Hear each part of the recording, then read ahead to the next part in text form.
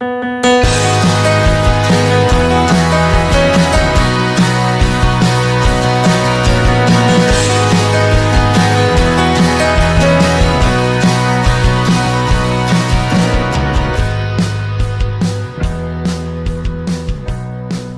궁금해하는 데이터의 모든 것을 알려드립니다. 데이터에 미쳐있는 내 남자와 함께하는 데이터 이야기, 데이터릭 지금 시작합니다. 와우. 오랜만이라서 떨린다. 자, 우리 멤버 소개하면서 시작하도록 하겠습니다. 먼저 최 반장님. 네, 안녕하세요. 저는 관세무역 데이터 분석과 지식 콘텐츠 개발에 관심이 많은 최 반장입니다. 반갑습니다. 반갑습니다. 박 박사님. 네, 안녕하세요. 저는 자동화 생각에 뇌가 기계로 바뀐 박 박사입니다. 반갑습니다. 반갑습니다. 반갑습니다. 김 팀장님.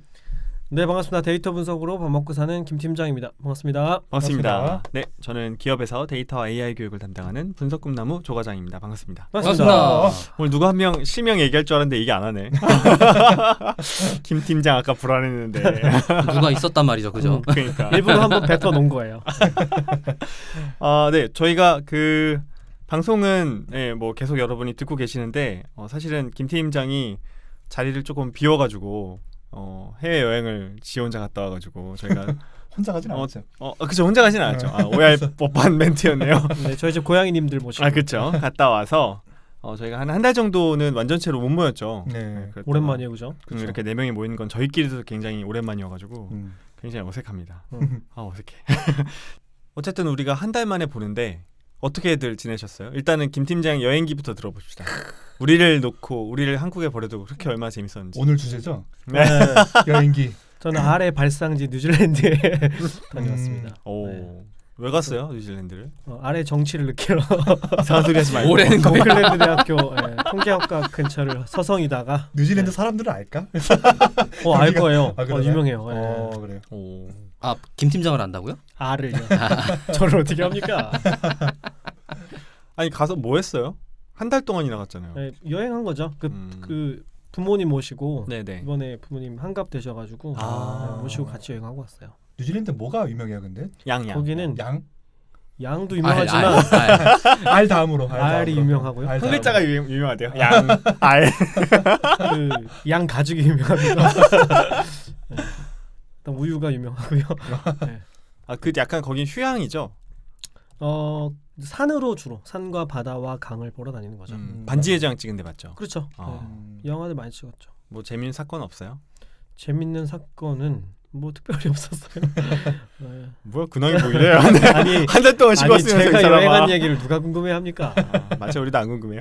그러니까. 다음 박 박사. 내가 원래 얘기하려던 근황은 이게 아니었는데. 그럼 얘기해, 그냥 얘기해. 제가 참나 자기 맘대로 내 근황을 듣고 싶은 테마를 거랑. 정해가지고 제가 얘기하고 싶었던 건 얼마 전에 되게 신박한 고양이 화장실을 샀어요. 뭐? 여행 갔다 아니, 오고 갑자기 아니 여행기도 너무 듣고 신박한 싶다. 거야. 아니야 이게 훨씬 중요한데 그 그게 중요하다고? 여행기 듣고 싶다. 고양이님들을 모시고 살 때 되게 중요한 게 화장실을 깨끗하게 관리하는 거거든요. 모래를 깨끗한 걸로. 네, 모래에다가 이제 소변이나 대변을 보면은 이렇게 스쿱을 떠가지고 보시면. 네, 그렇죠. 용변을 보시면 그치. 이렇게 찍어 그건 건방지게 아니고. 말이야. 근데 이제 그게 뭘 매번 삽으로 하나하나 찾아야 돼서 되게 불편해요. 다 모래바닥이 되고. 맛동산 찾는다고 하잖아요. 그렇죠. 맛동산. 네. 그래서 그거를 이제 그 일인데 굉장히 혁신적인 화장실이 나온 거예요. 뭐냐면 화장실을 거꾸로 한번 뒤집으면 밑에 있는 거름망으로 모든 모래가 들어갔다가 똥과 오줌만 남겨놓고 쓸 수 있는 모래는 바깥으로 빠져나오는 거예요. 오, 좋다. 그러면 저는 거기에 어떻게... 모여있는 소변과 대변만 이렇게 싹 빼가지고 봉투에 넣으면 화장실 청소가 그걸로 끝인 거예요. 오줌이 이렇게 굳어요. 모래에 약간 엉켜가지고. 네, 그 모래가 특수한 재질들이 있어서 걔네끼리 덩어리지거든요. 그래서 제가 삽질을 할 필요 없이 이걸 한번 굴렸다가 원상복구만 하면 되는 거예요. 그럼 모래도 많이 안 버리겠다. 그렇죠. 최대한으로 확보할 수 있죠. 이걸 왜 안 썼을까 정말. 그 모래도 일반 모래가 아니겠네. 일반 모래가 아니죠. 네, 고양이 화장실 전용 모래가 있습니다. 네. 이 얘기를 너무 하고 싶었어요. 근황 얘기하랬더니 아니 이거 너무 신기하지 않아요? 지금 부모님 모시고 다녀온 그게 해외 중요한 게 여행기는 아니고. 싹 나중에. 지나가고 지금 고양이 키우는 분들 이 얘기 듣고 다 검색하러 가신다고. 광고비 받아요? 아니죠? 협찬 받아올 거 그랬네. 이름이라도 알려주지. 네. 이거 너무 신박한 화장실입니다. 네.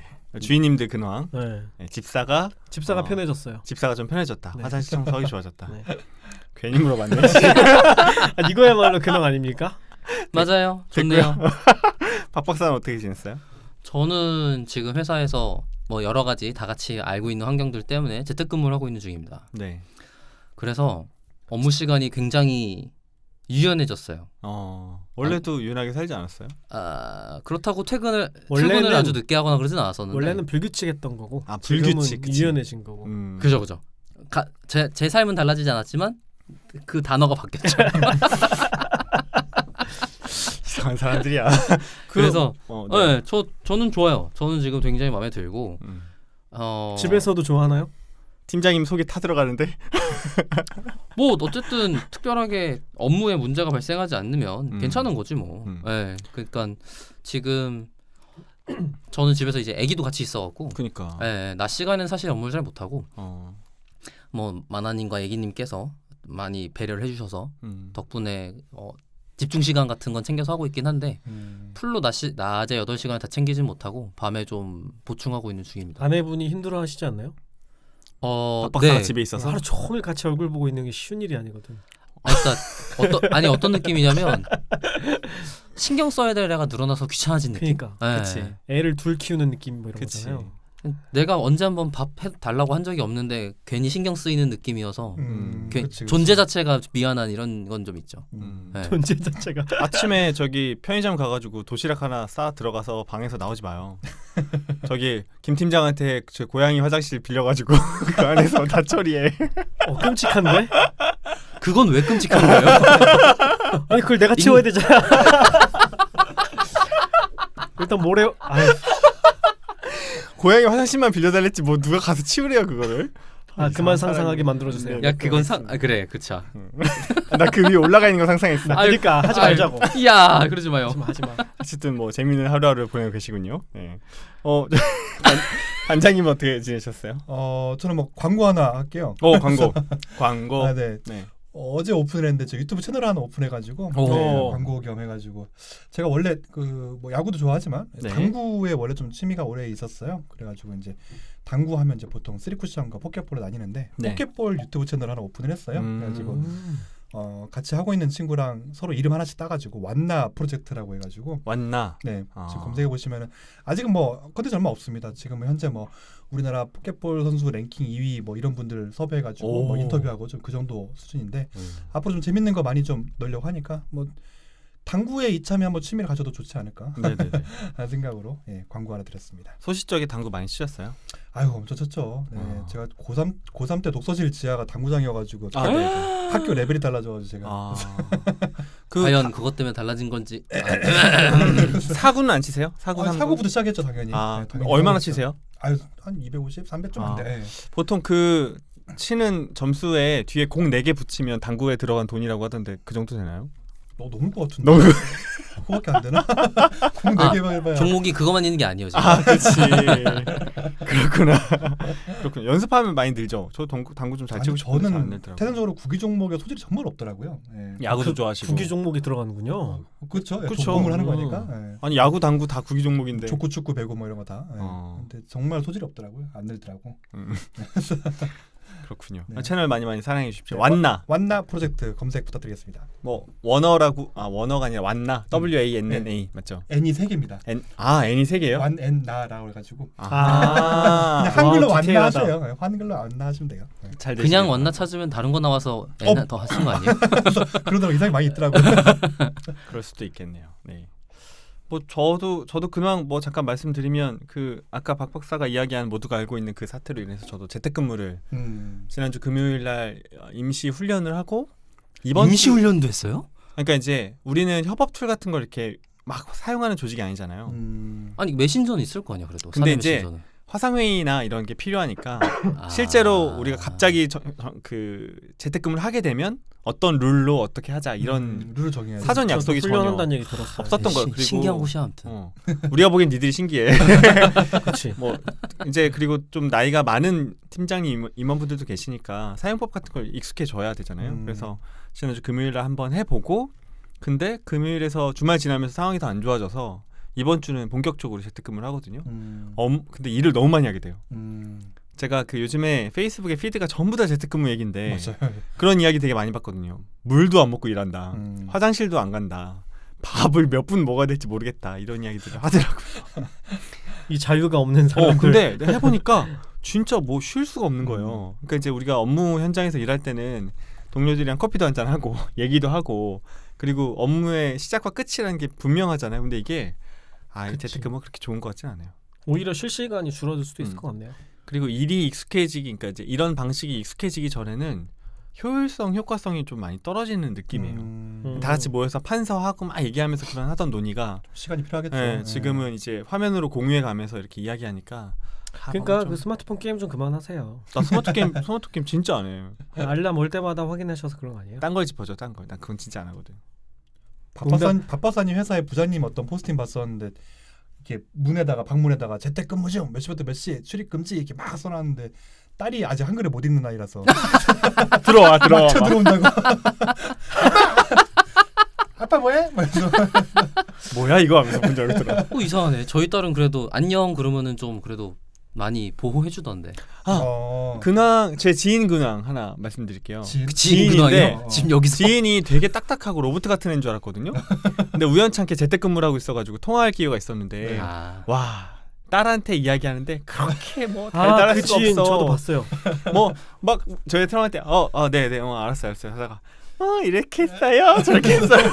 혀가 한 3분의 1토막이 되더라고. 깜짝 놀랐어. 그 박지인 맞죠, 박지인. 네, 근데 저는 되게 좋았어요 기분이. 이 사람이 우리 애들 앞에서만 이러고 사실은 좋았어요? 사람이구나라는 걸 알게 돼가지고 무서웠는데 과연 둘 중에 무엇이 진짜 그 다른 OS인 것 같아. 사람에 따라서 모드가 바뀌는. 근데 휙휙 바뀌더라고요. 네. 통화하다가 애기한테 얘기하고 얘기하고 하는데 장난 아니었어요. 그 정도면 다중이 아닙니까? 근데 약간 무서웠던 건 그렇게 왔다 갔다 하다가 우리한테 막 혀 짧은 소리 낼까 봐 헷갈려가지고 기계어로. 제가 아는 분은 아닌가 봐요. 너야 임마. 네가 널 알겠니? 조가장 이럴까 봐. 아무튼 그런 근황들을 저희는 보냈고요.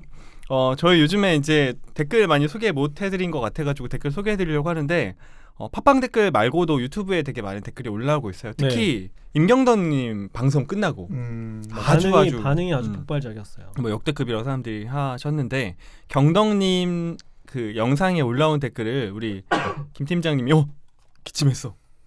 네, 읽어주시도록 하겠습니다. 죽을 죄를 졌네요. 기침해가지고 기침. 제가 원래 알러지도 아. 있고 천식도 있어요. 그래서 원래 하는 기침이 있는데 참느라고 힘들어 죽겠어요. 알았어요. 댓글 읽어. 사람이 진짜. 네.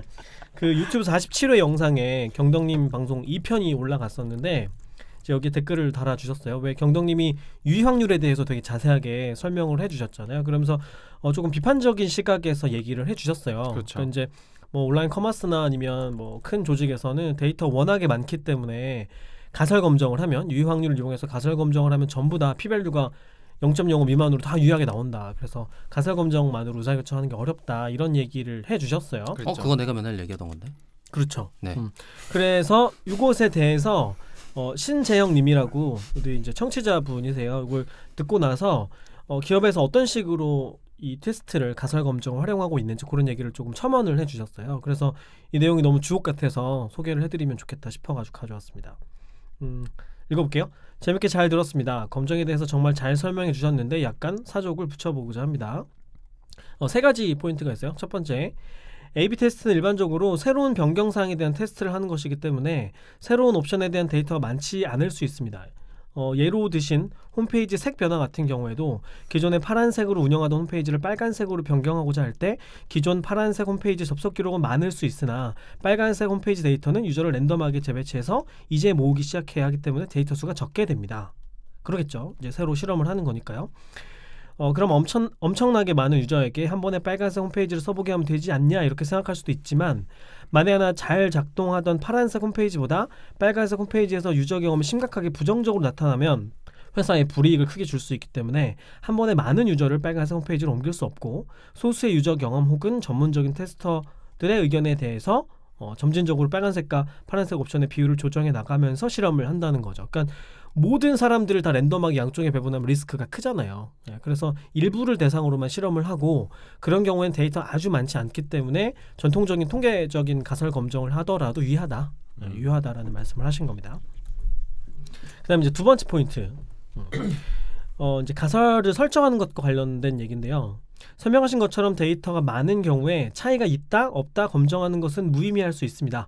하지만 그런 경우엔 보통 귀무 가설을 A, B 옵션이 기대 수익이 같다 이렇게 하기보다는 새로운 B 옵션이 기존 A 옵션보다 얼마 이상 더 높다 혹은 높지 않다 이렇게 검정하게 된다는 거죠. 그러니까 단순히 차이가 있다 없다가 아니라 얼마 이상 높다라는 가설을 만들게 된다는 거예요. 물론 데이터가 많으면 이렇게 가설을 정하더라도 검정이 항상 쉽게 되지만 언제나 규모 가설이 기각되는 것은 아니므로 효용성이 없지 않다라는 것이죠. 소소한 반론이네요. 네. 그러니까 이게 이제 양측 검정, 단측 검정 이런 개념이 있어요. 우리가 가설을 어떻게 설정하느냐에 따라서 p-value를 어떻게 해석할 것인가가 달라지거든요. 그 설명을 해주신 겁니다. 네. 그다음 세 번째. 마지막으로 빅데이터 에리아에서 중요한 이슈 중 하나가 데이터가 많아지면 동시에 그 데이터를 통해 검정하고자 하는 질문도 같이 많아진다는 겁니다. 이게 무슨 얘기냐면 큰 온라인 쇼핑몰을 예를 들자면 하루 몇만의 거래 내역이 데이터가 생성된다 하더라도 쇼핑몰에 있는 상품 품목도 계속 추가되고 변경되고 삭제됩니다. 또 각 고객의 특성들도 시간이 지남에 따라서 계속 변하죠. 그래서 그 순간 필요로 하는 모든 이슈에 빅데이터가 전부 다 필요한 건 아니라는 거예요. 그래서 또 하나 그리고 또 어떤 문제가 있냐면 이렇게 검정을 동시에 여러 개를 진행하면 이거를 다중 비교 문제라고 하거든요. 그러니까 동시에 여러 집단끼리를 비교해야 되는 거예요. 큰 테크 기업의 경우 1년에 수만 단위의 검정을 진행하기 때문에 p-value 보정을 하면 데이터가 생각보다 부족할 수 있습니다. 이건 무슨 얘기냐면 검정을 할 때 예를 들어 남녀만 비교하는 게 아니라 네. 10대, 20대, 30대, 40대 이렇게 쪼개서 각각을 비교할 수 있잖아요. 그러면 네네. 일반적으로 잡는 5%를 기준으로 잡는 게 아니라 이거보다 훨씬 더 작은 확률을 기준으로 해서 기각 여부를 판단하게 되거든요. 더 엄밀하게 본다. 더 엄밀하게 봐야 되니까. 그러니까 이렇게 되면 데이터가 아주 많다고 하더라도 가설이 쪼개지다 보면 그렇게 많은 게 아니라는 거죠. 그러니까 이제 현업에서도 온라인 서비스 중심으로 하고 있는 곳에서도 여전히 가설 검정을 잘 활용하고 있다. 이제 그런 말씀을 해주신 거죠. 아마 그쪽 업계에 계신 분이 아닌가 싶어요. 나중에 이거 경덕님 혹시 다시 나오시게 되면 다시 들어봐도 재밌겠네요. 네, 사실 저는 경덕님 나오셨을 때 반론을 제기하지 않았어요. 일부러 얘기를 들어보려고. 네. 근데 경덕님의 얘기의 네. 베이스는 뭐냐면 조직 내부에 데이터가 굉장히 많다는 일단 전제입니다. 깔고. 네. 그런데 제 경험상으로는 그 정도로 분석할 만한 데이터를 많이 확보하고 있는 조직은 그렇게 많지 않아요. 네. 예를 들면 뭐 수천 건 정도의 레벨에서 수천 개의 케이스 정도를 가지고도 가설 검정을 해야 되는 경우가 굉장히 많거든요. 수천 개뿐만이 아니라 수백 개 미만의 데이터를 가지고도 가설 검정을 해야 될 때가 많아요. 그러니까 저는 일단 가설 검정은 피하는 게 아니고 일단 먼저 하고 그 다음에 유의하게 나오면 그 다음에 어떻게 의사결정을 할까 이쪽으로 가는 게 저는 맞다고 생각을 해요. 그러니까 일단 넘겨야 되는 허들인 거지 지나치고 다른 작업을 해야 되는 건 아니다라고 저는 생각을 갖고 있습니다. 네. 네. 혹시 박 박사 보탤 얘기 있습니까? 보탰다가는 안 끝날 것 같습니다. 감사해요. 네. 너무 감사한 얘기네. 좋아. 네. 다음. 자, 그러면 이렇게 댓글에 대해서 좀 말씀을 나눠봤고요. 저희가 오랜만에 이벤트가 있습니다. 이벤트. 그거 옛날에 방금 뭐예요? 옛날에 지대너비아때서 이거 있잖아. 코너 넘어갈 때 쓰던 자체 BGM인데. 네. 적폐구나. 아까도 했잖아. 적폐요? 뭐? 야, 지대너비아스 레거시야, 레거시. 적폐라고 얘기하는 거예요? 적폐지 업데이트도 안 하는데. 헌정 방송인데 이 자식이. 잠깐. 레퍼런스 이렇게 합시다. 자, 그래서 이벤트를 하는데 우리가 항상 우리 삶 속에 우리의 어떤 인생의 가장 중요한 어떤 기준이 되어주는 우리 성서가 있지 않습니까? 네. 쉽게 배우는 R 데이터 분석 9세가 출간이 되었다는 소식입니다. 박수 주시죠. 와. 감사합니다. 야, 9세면 도대체 몇 부 찍은 거예요 지금? 3만 부 넘었어요? 많이 찍었죠. 3만 부 넘었죠. 구체적으로 말씀드릴 수는 없고요. 3만 부 넘었죠. 그냥 세당 각 5,000부씩 찍습니다 요즘에는. 이야, 점점 더 찍네요. 요즘엔 그런 거고요. 이거 때문이야 이거 데이터릭 때문에. 데이터릭 때문이라고 생각해요 진짜로. 그래요. 우리가 지난 8세 때도 이벤트를 했잖아요. 네네. 진짜로. 진짜로 네. 이거 영향이 있다니까. 8세 때 그 이벤트 했을 때가 제가 보니까는 9월, 10월 이쯤이었어요. 네. 네, 그때 이벤트 하고 나서 또 그 이후로 한 세가 다 나간 거니까 아마 청취자분들이 많이 사주신 게 아닌가. 그러니까. 감사합니다 여러분. 네. 방송하고 안 하고 차이가 좀 있었을 것 같은데 아무리 생각해도. 근데 왜 우리한테는 아무것도 없지? 여기는. 결론이 글로 가는 거야? 아무튼 너무 축하할 일이고요. 네. 그래서 우리 김 팀장님이 9세 출간 기념으로 이벤트를 한다고 합니다. 이벤트 소개해 주시죠. 네네. 이제 책 선물 해드리려고 그래요. 제 책하고 그다음에 우리 공개 방송 준비하면서 만들었던 R 패키지 스티커 있잖아요. 네네. 이런 데이터홀릭 스티커 총 네. 7종. 네. 제 책하고 요 스티커 7종하고 보내드리려고 합니다. 사인해서 주나요? 사인 안 되나? 사인을 해드릴 수 있는데 뭐 필요가 있을까요? 진짜 못했을 거야 그거를. 네. 그러면 책 중에 하나는 5만 원짜리 끼워넣기 하자. 네, 말씀해 자기가 주세요. 안 한다고 지금. 남의 일인데 뭐. 당신 책 나와봐 아무튼. 자, 하세요. 네, 페이스북에 저희가 이벤트 공지글을 하나 올릴게요. 네. 그러면 이 글을 일단 공유해 주시고요. 네. 그다음에 공유해 주시면서 그 글에다가 R을 넣어가지고 일행시를 지어주세요. R을 넣어서 일행시. 한글로 R 해도 돼요? 뭐 마음대로 하세요. 네네네. R만 들어가면 됩니다. 그래서 R을 넣어서 일행시. 네, R. 아니, R로 시작하는 게 아니고? 뭐 마음대로. 그게 일행시지. 네, 아. 그렇죠. 행시니까 그러니까. 시작을 해야겠네요. 아, R로. 그러니까. 네. 그래서 공유를 해주시면 공유가 되면 저희가 그걸 다 확인할 수 있으니까 보고 선정을 해서 세 분께 책과 스티커를 보내드리도록 하겠습니다. 이거는 이지스 퍼블리싱에서 후원해주기로 하셨습니다. 아유, 감사합니다. 감사합니다. 많이 참여해 주시기를 부탁을 드립니다. 네, 공지글이 올라가고 일주일 동안 네, 그렇죠. 응모해 주시면 되고 선정되신 분들한테는 페이스북 메시지로 저희가 네. 연락처하고 받으실 주소 여쭤보도록 하겠습니다. 네. 우리 오랜만에 이벤트네요. 네. 근데 하나 말씀드리면 제가 처음에 책 출간했을 때도 이 이벤트를 했었어요. 제일 처음? 네, 아, 제가 개인적으로. 그래서 개인적으로 웬만한 드립은 제가 다 봤습니다. R로 시작하는 거요? R 일행시 했다고요? 네. 아, 굉장한 드립들 제가 많이 봤기 때문에 개인 페이스북에서 이벤트를 했다는 거죠? 뭐 생활 코딩에도 올라가고 몇 군데 커뮤니티에서 네. 그럼 우리 선정하는 기준이 뭐예요? 신박한 거? 그렇게 되겠죠? 재밌는 거가 되지 않을까요? 김 팀장을 놀래키는 정도의 수준. 뭐가 돼도 좋은데 너무 뻔한 거 있잖아요. R 하면 딱 떠오르는 게 뭡니까? 뭐 R 하면 에그. 그렇죠. 그건 탈락. 알간다 뭐 이런 거? 네, 닭갈라? 너무 에그류 탈락. 네, 그렇죠. 박 박사 지금 생각하고 있다. 그렇게 허들을 높이면 그 정도 그것만 돼야지. 그 계란만 아니면 돼요. 뭐 다른 R도 있으니까. 계란 말고 R이 있어요? 맞죠. 무슨 말이에요? 오리알도 타조알도 있고. 알 수 없지 우리가. 아니 지금 계란 말고 타조알도 있잖아요. 알 수 없죠 뭐. 참네. 그렇죠. 뭐 알고 싶지 않아 니들 근황 뭐 이런 것도 되는 거죠. 뭐든. 나도 응모해야 되겠다. 뭐 영어, 한글 뭐 외국어도 괜찮고요. 다 좋습니다. 네, 많이 참여 네, 부탁드립니다. 참여 부탁드립니다.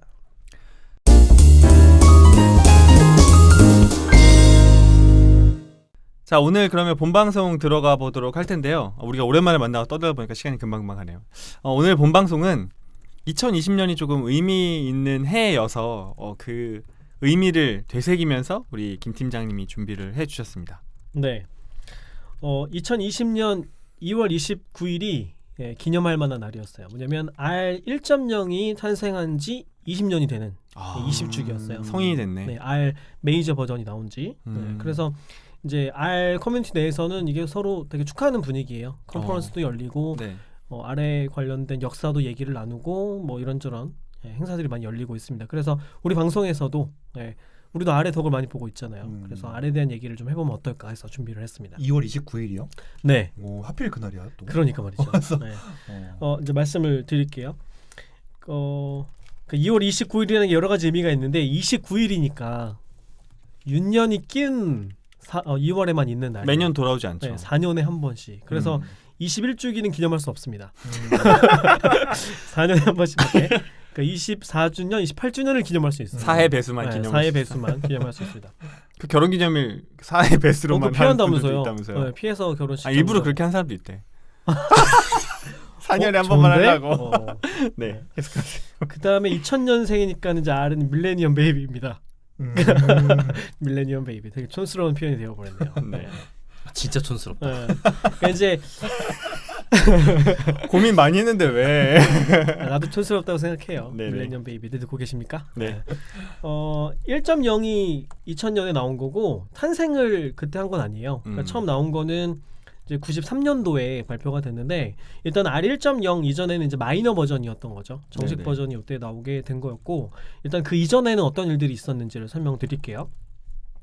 1970년으로 갑니다. 이때 이제 70년대 그 유명한 벨 연구소 있잖아요. 벨 연구소 여기가 뭐 온갖 걸 다 만들어냈는데 그레이엄 벨 그 벨 연구소. 그쵸. 네. 벨 연구소에서 이제 C 언어도 나왔고 그다음에 B 언어라는 것도 있더라고요. 물론데. 맞아요. 그다음에 유닉스도 C 언어 베이스로 나온 거니까 벨에서 나온 거고요. 이런 것들은 이제 벨에서 막 만들어냈는데 1976년에 S라는 언어를 만들었어요. S. 이게 이제 통계 분석용 언어이고 네임이 딱 한 문자로 되어 있잖아요. 여기 B, C 이런 이제 네이밍 규칙을 따르고 있나 봐요. 그래서 스태틱스 S를 떼가지고 S라는 언어가 나온 겁니다. 이건 이제 통계 분석에 특화된 언어였다고 해요. 이게 이제 있었고 그다음에 이게 나중에는 S 플러스라고 상용 툴로 또 개발이 됩니다. 네. 따로 지금도 있어요. 이거는 1988년도에 나오게 되고요. 일단 이게 S라는 언어가 있었다. 그다음에 이제 R이 나온 건 언제냐면 1993년이었는데 이거는 전에 제가 R 특집 할 때도 간단하게는 말씀드렸어요. 여기 이제 로스 이아카라고 지금 이제 버클리대 통계학과 교수인데 이분이 이제 버클리대에서 석박사를 마치고 나서 오클랜드 학교로 돌아와가지고 통계학 강의를 하게 된 거예요. 근데 학생들을 가르치기 위한 데이터 분석 툴이 필요했는데 기존의 툴들이 너무 어려웠던 거죠. 그래서 새로 하나 만들자. 그래가지고 같이 있었던 로버트 젠틀맨이라는 분, 이분은 이제 캐나다 출신이라고 합니다. 둘 다 이제 통계학 전공자이고 전문 프로그래머가 아니에요. 네. 그래서 둘이 의기투합해가지고 만든 프로그램이 R입니다. 그래서 93년도에 발표가 됐는데 둘 다 이제 개발자가 아니다 보니까 굉장히 시행착오가 많았다고 해요. 그래서 벨 연구소에서 만든 S 언어를 참고해서 R이라는 언어를 만들었고 93년에 R 설치 프로그램을 이제 처음 공개했는데 이때는 오픈 소스가 아니었어요. 그냥 이제 설치만 할 수 있었고 소스가 공개되진 않았었는데 이제 동료 중에 취리 연방 공과대학교 수학과 교수인 마틴 메일러라는 분이 있었는데 이분이 이제 꼬신 거예요. 그거 오픈 소스로 개방해라. 그래야 더 발전한다 이렇게 꼬신 거죠. 그래서 이 얘기를 수용해서 1995년도에 GNU 라이센스를 달고 프리 소프트웨어로 공개가 된 겁니다. 그러니까 이제 이때부터 아래에 이제 확산이 시작이 됐겠죠. 소스 코드가 공개가 되면서. 그래서 이제 계속 로스 이아카하고 로버트 젠틀맨 둘을 중심으로 해서 계속 개발해 오다가 1997년 중반에 R 코어 그룹이라고 R 재단에서 운영하고 있는 개발자 그룹이 있어요. 글로 이제 넘어간 겁니다. 그래서 그때부터는 이 두 분이 관리를 하는 게 아니라 이 R 코어 그룹에서 계속 개발을 주도해 오고 있습니다. 지금도 그렇고요. 여기가 이제 1.0이 출시되기 이전의 역사인 거죠. R은 문과생들이 개발한 거네요? 통계학과를 문과라고 보기는 어렵습니까? 문과 아니에요? 근데 통계학과도? 아닌가? 사회학과니까 문과 아니에요? 뭐지? 일단은 문과라는 개념. 우리나라나 그러니까 비개발자가 개발했다라는 느낌으로. 비컴사 전공이 만들었다. 비컴사 전공. 네. 오케이. 그때는 그래, 네, 넘어가시죠. 근데 그게 의미가 있어요. 왜냐면 그런 느낌이 들어서 이게 왜냐면 컴공 베이스가 만든 언어가 아니라는 게 컴퓨터 공학자들의 생각과 다른 방향으로 흘러가게끔 만드는 기반이 될 수 있는 거거든요. 일단 0부터 안 세잖아요. 그러니까 그런 그런 거 약간 그런 걸 진짜 얘기하고 오랜만에 싶은. 듣는다. 그런 걸 얘기하고 싶은 거지. 애초에 표현을 언어라고 하면 안 되는 거인 건가요? R은? 그 얘기도 뒤에 가면 드릴게요. 이 R 1.6 공식 발표를 어디다가 했냐면 이제 이거는 코어 팀에서 한 거죠. 2000년에 이것도 전에 한번 말씀드린 적 있어요. 예전에는 R과 관련된 정보들을 메일링 리스트로 공개를 했었어요. 그래서 메일링 그룹이 있어서 여기에 등록을 하면은 공지글을 메일로 쏴주는 거죠. 그래서 요 메일링 R 어나운스라는 메일링 리스트가 있었는데 지금은 이걸 이제 웹에서도 다 볼 수 있게 되어 있습니다. 그래서 이제 R 코어 개발팀에서 핵심적인 뉴스들만 메일을 보냈는데 그 일종의 공지글이라고 생각하면 되겠죠. 뉴스레터. 네, 뉴스레터. 제목이 메일 제목이 R 1.0.0 is released. 요게 메일 제목이었어요. 공식 발표. 2월 29일 오전 10시 51분 27초. 그리고는 CET 시간 기준이에요. 이거는 유럽 표준시거든요. 그래서 우리나라 시간으로 하면 8시간을 더해서 오후 6시 51분 27초입니다. 그 메일 갖고 있는 사람도 있겠다. 이거는 기념할 만한 것이기 때문에 여기에 있는 이 발표 글을 보면은 R을 만든 이유, R의 지향점 이런 것들이 잘 담겨 있어요. 첫 번째 이제 발표된 공지글이기 때문에 거기에 있는 내용들을 오늘 설명드리려고 합니다. 핵심적인 문구들을 말씀을 드릴게요. 일단은 첫 번째 문장부터 R이 어디서 왔는지를 얘기하는데 R의 조상은 S 언어라는 걸 분명하게 명시하고 있어요. R은 S에서 파생이 됐다. 그래서 1.0 전에는 얘를 R이라고도 부르지만 근우 S라고도 불렀대요. 근우 S, GNU S. 이게 1.0 발표글의 첫 문장이에요. R은 GNU S라고도 불려왔는데 이런 식으로 시작을 합니다. 그 다음에 두 번째 핵심적인 문장이 통계 분석과 그래프 작업을 하는데 사용되는 언어다. 그러니까 이게 일반적인 프로그래밍 언어하고 확연하게 구별되는 지점이에요. 그러니까 뭐 파이썬, 자바, C 이런 언어들은 통계 분석과 그래프 작업을 위해서 만든 건 아니잖아요. 그렇죠. 개발을 위해서 만든 거죠. 근데 R은 통계 분석, 데이터 분석에 포커싱을 두고 있다는 거. 이게 핵심적인 내용입니다. 그 다음에 앞에서 이제 반장님이 질문한 것과 관련이 있는 건데 이걸 랭귀지라고 할 수 있느냐. 이게 뭐라고 되어 있냐면 R은 True Computer Language로 디자인되었다. 라고 되어 있어요. True Computer Language라는 거예요. 프로그래밍 언어라는 얘기인데 왜 그러냐면 몇 가지 조건들이 있는데 일단 제어 구조를 갖추고 있어요. 제어 구조. 그러니까 이터레이션과 얼터네이션이 가능하다. 그 무슨 얘기냐면 조건문, 반복문 이런 것들을 구현할 수 있다는 거예요. 그러니까 프로그램이 기본적으로 갖춰야 하는 기능들을 다 가지고 있다는 거죠. 그리고 사용자가 직접 함수를 정의해서 사용할 수 있다. 그 기능을 계속 개발해서 만들어낼 수 있다는 겁니다. 그 다음에 컴퓨터 자원이 중요한 작업이면 C, 포트란 같은 코드를 직접 불러다가 쓸 수 있다. 이 얘기도 명시하고 있습니다. 지금도 C나 자바 베이스로 되어 있는 R 패키지도 굉장히 많아요. 특히 이제 속도 이슈가 중요한 것들, 뭐 형태소 분석기도 자바 베이스로 되어 있는 게 많이 있습니다. 우리가 많이 알고 있는 KONLP 같은 것도 베이스에는 자바가 들어가 있어요. 그래서 이런 특징들 때문에 그러니까 분명히 처음부터 프로그래밍 언어를 만든다라는 것을 목적을 가지고 만들었다고 볼 수가 있죠. 그 다음에 또 핵심적인 문장 중에 이런 게 있어요. 패키지 시스템 덕에 기능을 쉽게 확장할 수 있다. 이게 R의 최대 강점이죠. 그러니까 기능들을 함수들을 묶어가지고 패키지라는 덩어리로 만들면 사람들한테 굉장히 쉽게 전해줄 수 있고 이것만 설치하면 굉장히 많은 분석 기법들을 손쉽게 활용할 수 있다는 겁니다. 그러니까 R이 지금 이렇게 성장할 수 있었던 거는 이 패키지 시스템 때문이라고 저는 생각해요. 다른 언어는 그렇지 않나요? 패키지 시스템이 있는데 용어가 다르게 라이브러리라고도 보통 표현을 하는데 다른 건 R에는 크란이라고 하는 이제 공식 관리 그룹 같은 게 있어요. 서버 같은 게 있어서 여기에다가 올리면 이게 제대로 동작하는지 이런 걸 엄밀하게 검토를 해서 OK를 받으면 여기 올라와요. 근데 다른 파이썬 같은 언어들은 보통 개발해서 개별적으로 배포를 하죠. 보통 이제 GitHub으로 배포를 많이 하는데 그러면 허브 같은 곳이 없나요? 그렇죠. 네. 그러니까 내가 뭐 FTP로 공유할 수도 있고 뭐 여러 가지 자기 방식으로 배포를 할 수 있는 거고 크란처럼 엄밀하게 어떤 집단에 의해서 관리가 된 것만 공개되는 건 아닌 거죠. 네, 박 박사 얘기할 거 있는 것 같은데? 그 방금 말한 거에 조금만 수정하면 npm이나 뭐 pip나 관리 도구들은 있는데 그거에 사전 검수를 하고 있진 않아요. 네네. 그러니까 좀 크게 다르다라고 보긴 좀 어렵지만 사전 검수 부분이 특이할 만한 점인 건 맞는 것 같아요. 근데 이제 그런 건 있어요. 오픈 소스 관련된 컨텐츠를 생산하는 사람들은 다 겪는 문제인데 이게 버전업이 되거나 패키지가 바뀔 때마다 코드에 오류가 발생하지 않을지 되게 전전긍긍해야 되는데 R 크란에 올라와 있는 패키지를 활용한다 그러면 그런 위험이 좀 덜하죠. 근데 만약에 GitHub에 그냥 개별적으로 공유되어 있는 패키지를 가지고 라이브러리를 가지고 글을 쓴다 그러면 어떻게 바뀔지 모르는 거고 이게 지워질지도 모르는 거고 그렇잖아요. 그래서 제가 최근에 들은 바로는 이제 파이썬을 종이책으로 편찬한 분들이 되게 고생 많이 한다고. 코드가 안 돌아가요 이런 문의를 너무 많이 받는 거예요. 그런 물론 이제 알아서 찾아 쓰는 게 당연히 찾아서 고쳐 쓰는 게 오픈소스 쓰는 사람들 일반적으로 처해야 되는 운명 같은 거기는 한데 받아들여야 되는 것이기는 한데 그런 차이점이 있기는 합니다. 이거 뭐 이렇게 비교할 수 있을까요? 이제 만약에 우리 방송을 처음 듣고 계시고 뭐 R이 뭐야 파이썬이 뭐야라고 이렇게 조금 아직은 생소하신 분들은 우리가 어떤 패키지라고 하는 거는 예를 들면 맥가이버 칼이라고 하면 나이프, 뭐 드라이버, 뭐 아니면 뭐 톱니 이런 걸 모아가지고 맥가이버 칼이라는 여러 가지 기능을 할 수 있는 패키지를 만들었는데 이게 어떤 맥가이버 칼은 제대로 동작을 못 할 수가 있는 거예요. 근데 이제 알크렌에서는 자기 다 일일이 검수해서 KS 마크 같은 걸 찍어주는 거지. 이건 우리가 검수했으니까 이건 믿고 써도 돼. 이렇게 괜찮은 비유입니다. 거죠. 조 과장이 비유를 많이 하네. 전에 뭘로 비유했었네 다른 걸로. 그 옛날에 라이브러리 책 뽑아서 읽고 다시 끼워 넣는 그렇게 설명했었군요. 그런 거. 그런 얘기했었죠. 근데 저는 지금 드는 생각은 과연 우리 청취자들이 맥가이버를 알 것인가?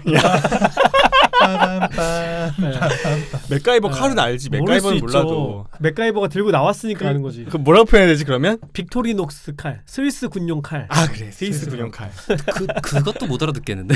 모르실라나? 빅토리녹스 칼이 뭐야? 그럴 수도 있겠구나. 눈물이 난다. 네. 그런 이제 어쨌든 패키지 시스템이라는 게 R에서 굉장히 특징적이고 그러니까 R 1.0부터도 이걸 되게 강조하고 있는 거예요. R에서는 이게 중요해라고. 그 다음에 처음에 뉴질랜드 대학교 통계학과 교수 로스 이아카와 로버트 젠틀맨에 의해 만들어졌다. 이것도 분명하게 얘기를 하고 있어요. 그러니까 이게 중요한 점인데 개발자가 아니라 통계학자들이 만들었다는 게 좀 특이한 점이고 아까 말씀드린 것처럼 목적성이 분명하다는 거죠. 데이터 분석하라고 만든 거다. 개발이 아니고.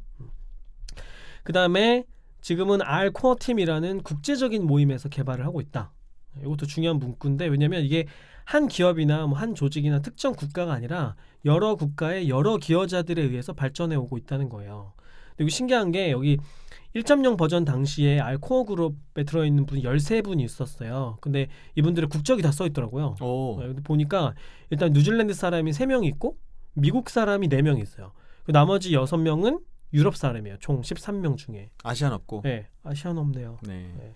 그래서 그러니까 미국 중심이 아니라는 거예요. 미국 중심이 아니고 오히려 유럽 중심의 문화를 갖고 있고 사실 지금 R과 관련된 행사나 컨퍼런스 이런 것도 유럽 국가들에서 많이 열리고 있습니다. 네. 그리고 그 유명한 우리 영웅 헤들리 위컴도 뉴질랜드 사람이고요. 네. 그리고 저도 뉴질랜드에 다녀왔고요. 뭐야? 근데 잘하는 거야 뭐야? 근데 중요한 건 고양이 화장실이고요. 고양이 화장실이 네. 더 중요하고요. 네. 네. 물론 지금 헤들리 위컴은 미국에 가 있습니다. 네. 그 다음에 이 메이저 버전을 발표하는 것의 의미가 뭔가 이걸 이제 마지막 문장으로 얘기를 하고 있어요. 무슨 얘기를 하냐면 R이 생산용에 적합할 정도로 안정성과 성숙도를 갖추었다고 판단한다는 의미다. 여기서 생산용이라는 것은 프로덕션 유즈라는 단어예요. 그러니까 무슨 얘기냐면 1.0 이전까지는 조금 개인용 혹은 교육용이었다고 하면 이제부터는 상업적 목적으로 쓸만할 정도로 성숙됐다. 그래서 우리가 릴리즈한다. 뭐 예를 들면 이걸로 논문 써도 된다. 뭐 이런 것도 있나요? 그런 거죠. 네. 그 뭐 개발 쪽에서 많이 사용하는 상용구 중에 하나예요. 프로덕션 레디, 프로덕션 유즈, 뭐 그 다음에 배틀 테스트, 베스트 테스티드 뭐 이렇게 표현하는데, 그러니까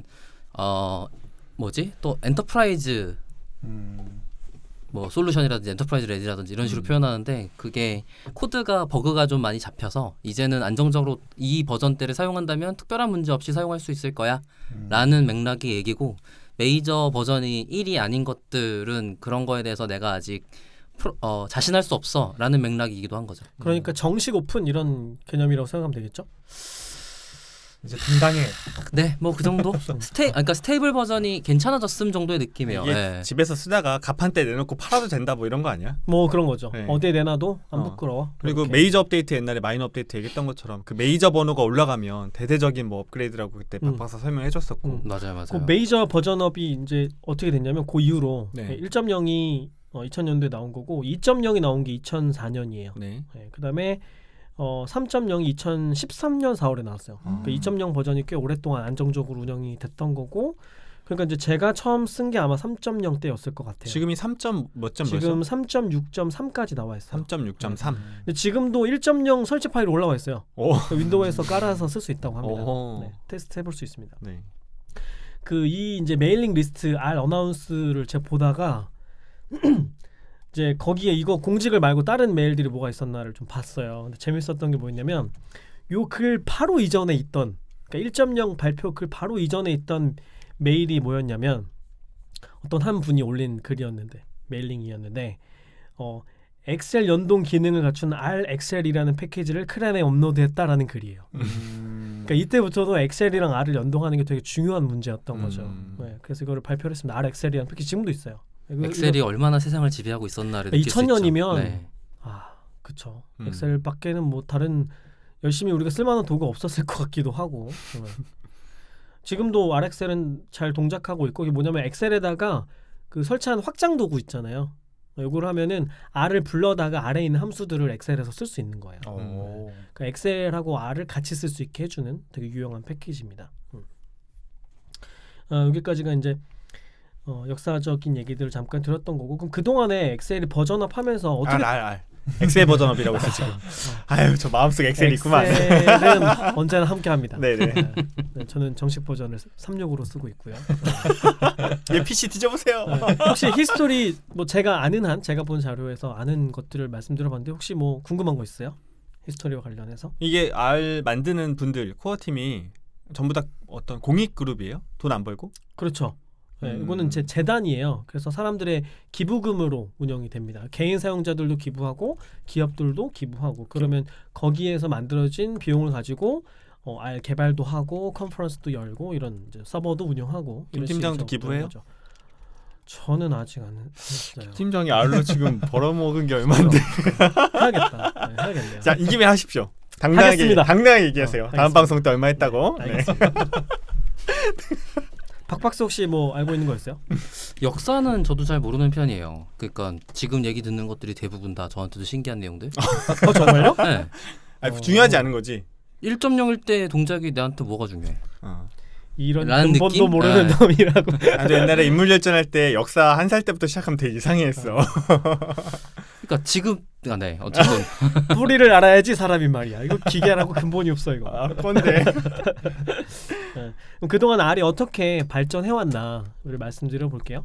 이제 제일 개선이 핵심적으로 된 거는 속도예요. 네, 속도. 물론 이제 여러 가지 버거들도 고치는 작업을 했지만 점점 데이터량이 많아지고 알고리즘들이 복잡해져 가잖아요. 머신러닝 알고리즘도 활용해야 되고 딥러닝 알고리즘도 써야 되고 그러면서 이제 속도가 되게 중요한 이슈가 됐고 그다음에 그래프도 점점점 화려해지잖아요. 맞아요. 지금은 원본 자료를 전부 다 막 스캐터 플롯에 뿌리거나 이런 식의 작업도 하기 때문에 이제 속도가 되게 중요한 거죠.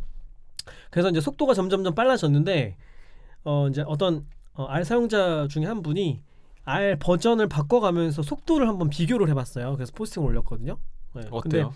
R 속도를 이제 뭘로 추정을 하냐면 속도를 측정하는 여러 가지 방법이 있는데 그 중에 이제 수학계에서 알려져 있는 수학 난제들 있잖아요. 연산 문제들 그런 걸 풀어보게 시키는 거예요. 얼마 시간 동안 안에 푸나.